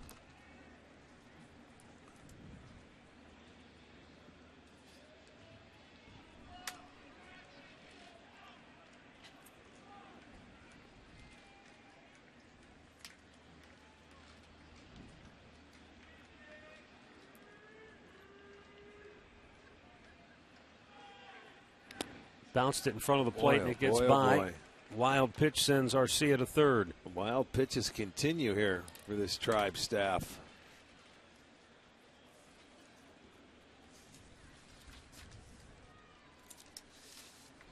Tough one to block if you're a catcher here. That one spiked way out in front. With the 3 today, they have 43 as a team. Nobody even close to them. 44. Excuse me, Tommy.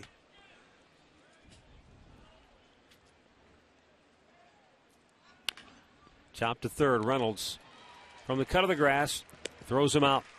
Minnesota adds a run. 3 of their 5 runs today have come with 2 outs. This is a big one. 5-3 Minnesota.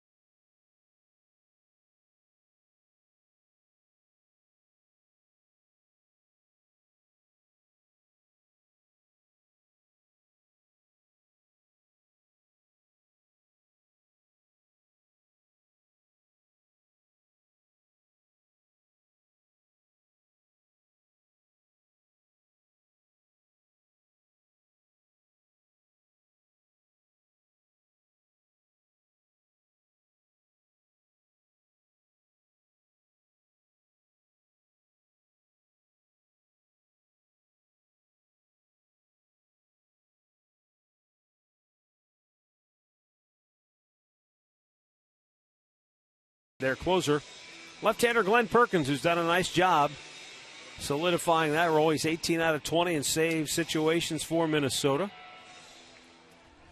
And he's got a 2-run lead to work with here. He'll be facing the top of the Indians' order. Joe Mauer comes into the ball game behind the plate. He was in the ball game, but as the designated hitter, so now he takes over behind the dish for Ryan Domit.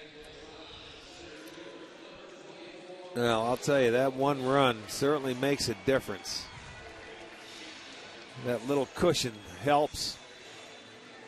So now the Indians got to get a runner aboard to get that tying run to the plate. They are at the top of the lineup, though.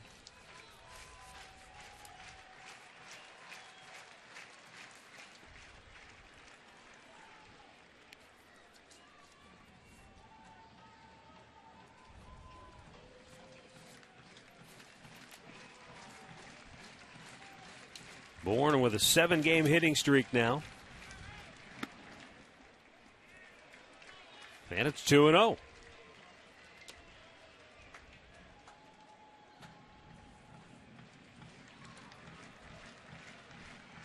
Big pitch right here. If it goes to 3-0, the pressure then goes to Perkins. He pours it over for a strike. This is a guy that's been able to handle that closer's role for Minnesota, who's done a nice job. A lot of people say it's a mentality, which it is. Bourne with a base hit in the hole, or at least I think it is, and Yes. it will be. I mean, with Michael Bourne's speed, folks, if it's not hit directly at an infielder, you can pretty much chalk it up. Well, you're right. When that shortstop has to go to his right, if he makes a play to throw him out, I'll tell you what, it's going to be an outstanding play. You can see Florimon thought about it. He said, you know what, why even risk a bad throw? Because if you risk a bad throw, then you get a guy in a scoring position, you lose your double play potential. 3 hits, all infield hits today. So, I mean, it's amazing. but he does what he has to do. You get that leadoff man aboard, and now you keep moving it along. And now is where, obviously, that run scored by Minnesota looms large, because now you're not in a situation to simply try and maybe tie it up here with a bunt. Now Aviles has got to swing away and try to keep the rally rolling. Takes ball this one. Way. You don't go for 2, look for 3. Let's go. Don't tie it, win it.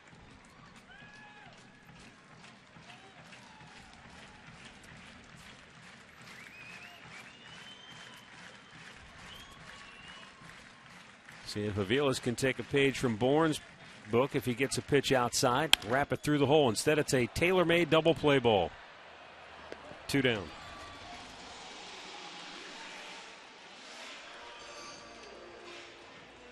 And now Jason Kipnis will be the last chance for the Tribe to keep it alive.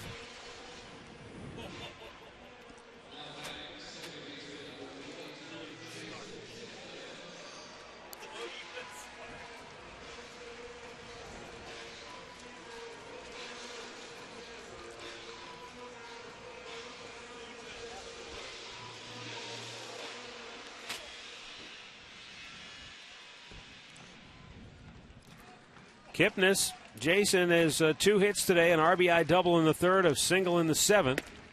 He's hit in 5 straight. 6 hits in the series.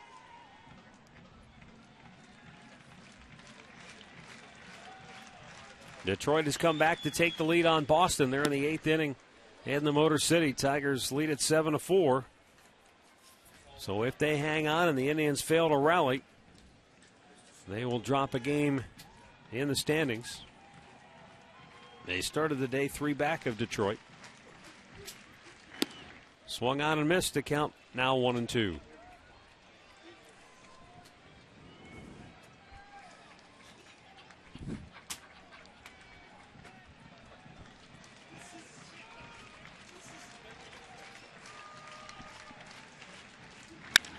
In the air, left center field.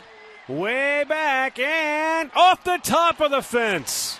And Kipnis into second base with a 2-out double to keep it alive. Jason Kipnis almost left the yard. As it is, he'll at least give Nick Swisher a chance. Yes, it will. He hit that high off the wall, too. You see, it's elevated. It's up out over the plate. And his swing has been so good. That ball just carried. He gets his 3rd hit. His 2nd double goes high off the wall. They were 1 strike away. And now the inning is still alive. Well, it'll be a good time for Nick Swisher to shake off the rust. 0 for 4 in his first game back after missing 6 games.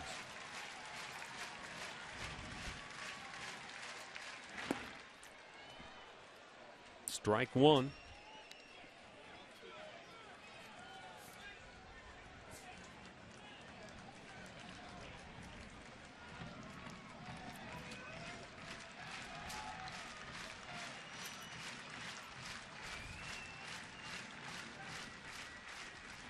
Upstairs with it, 1 ball, 1 strike.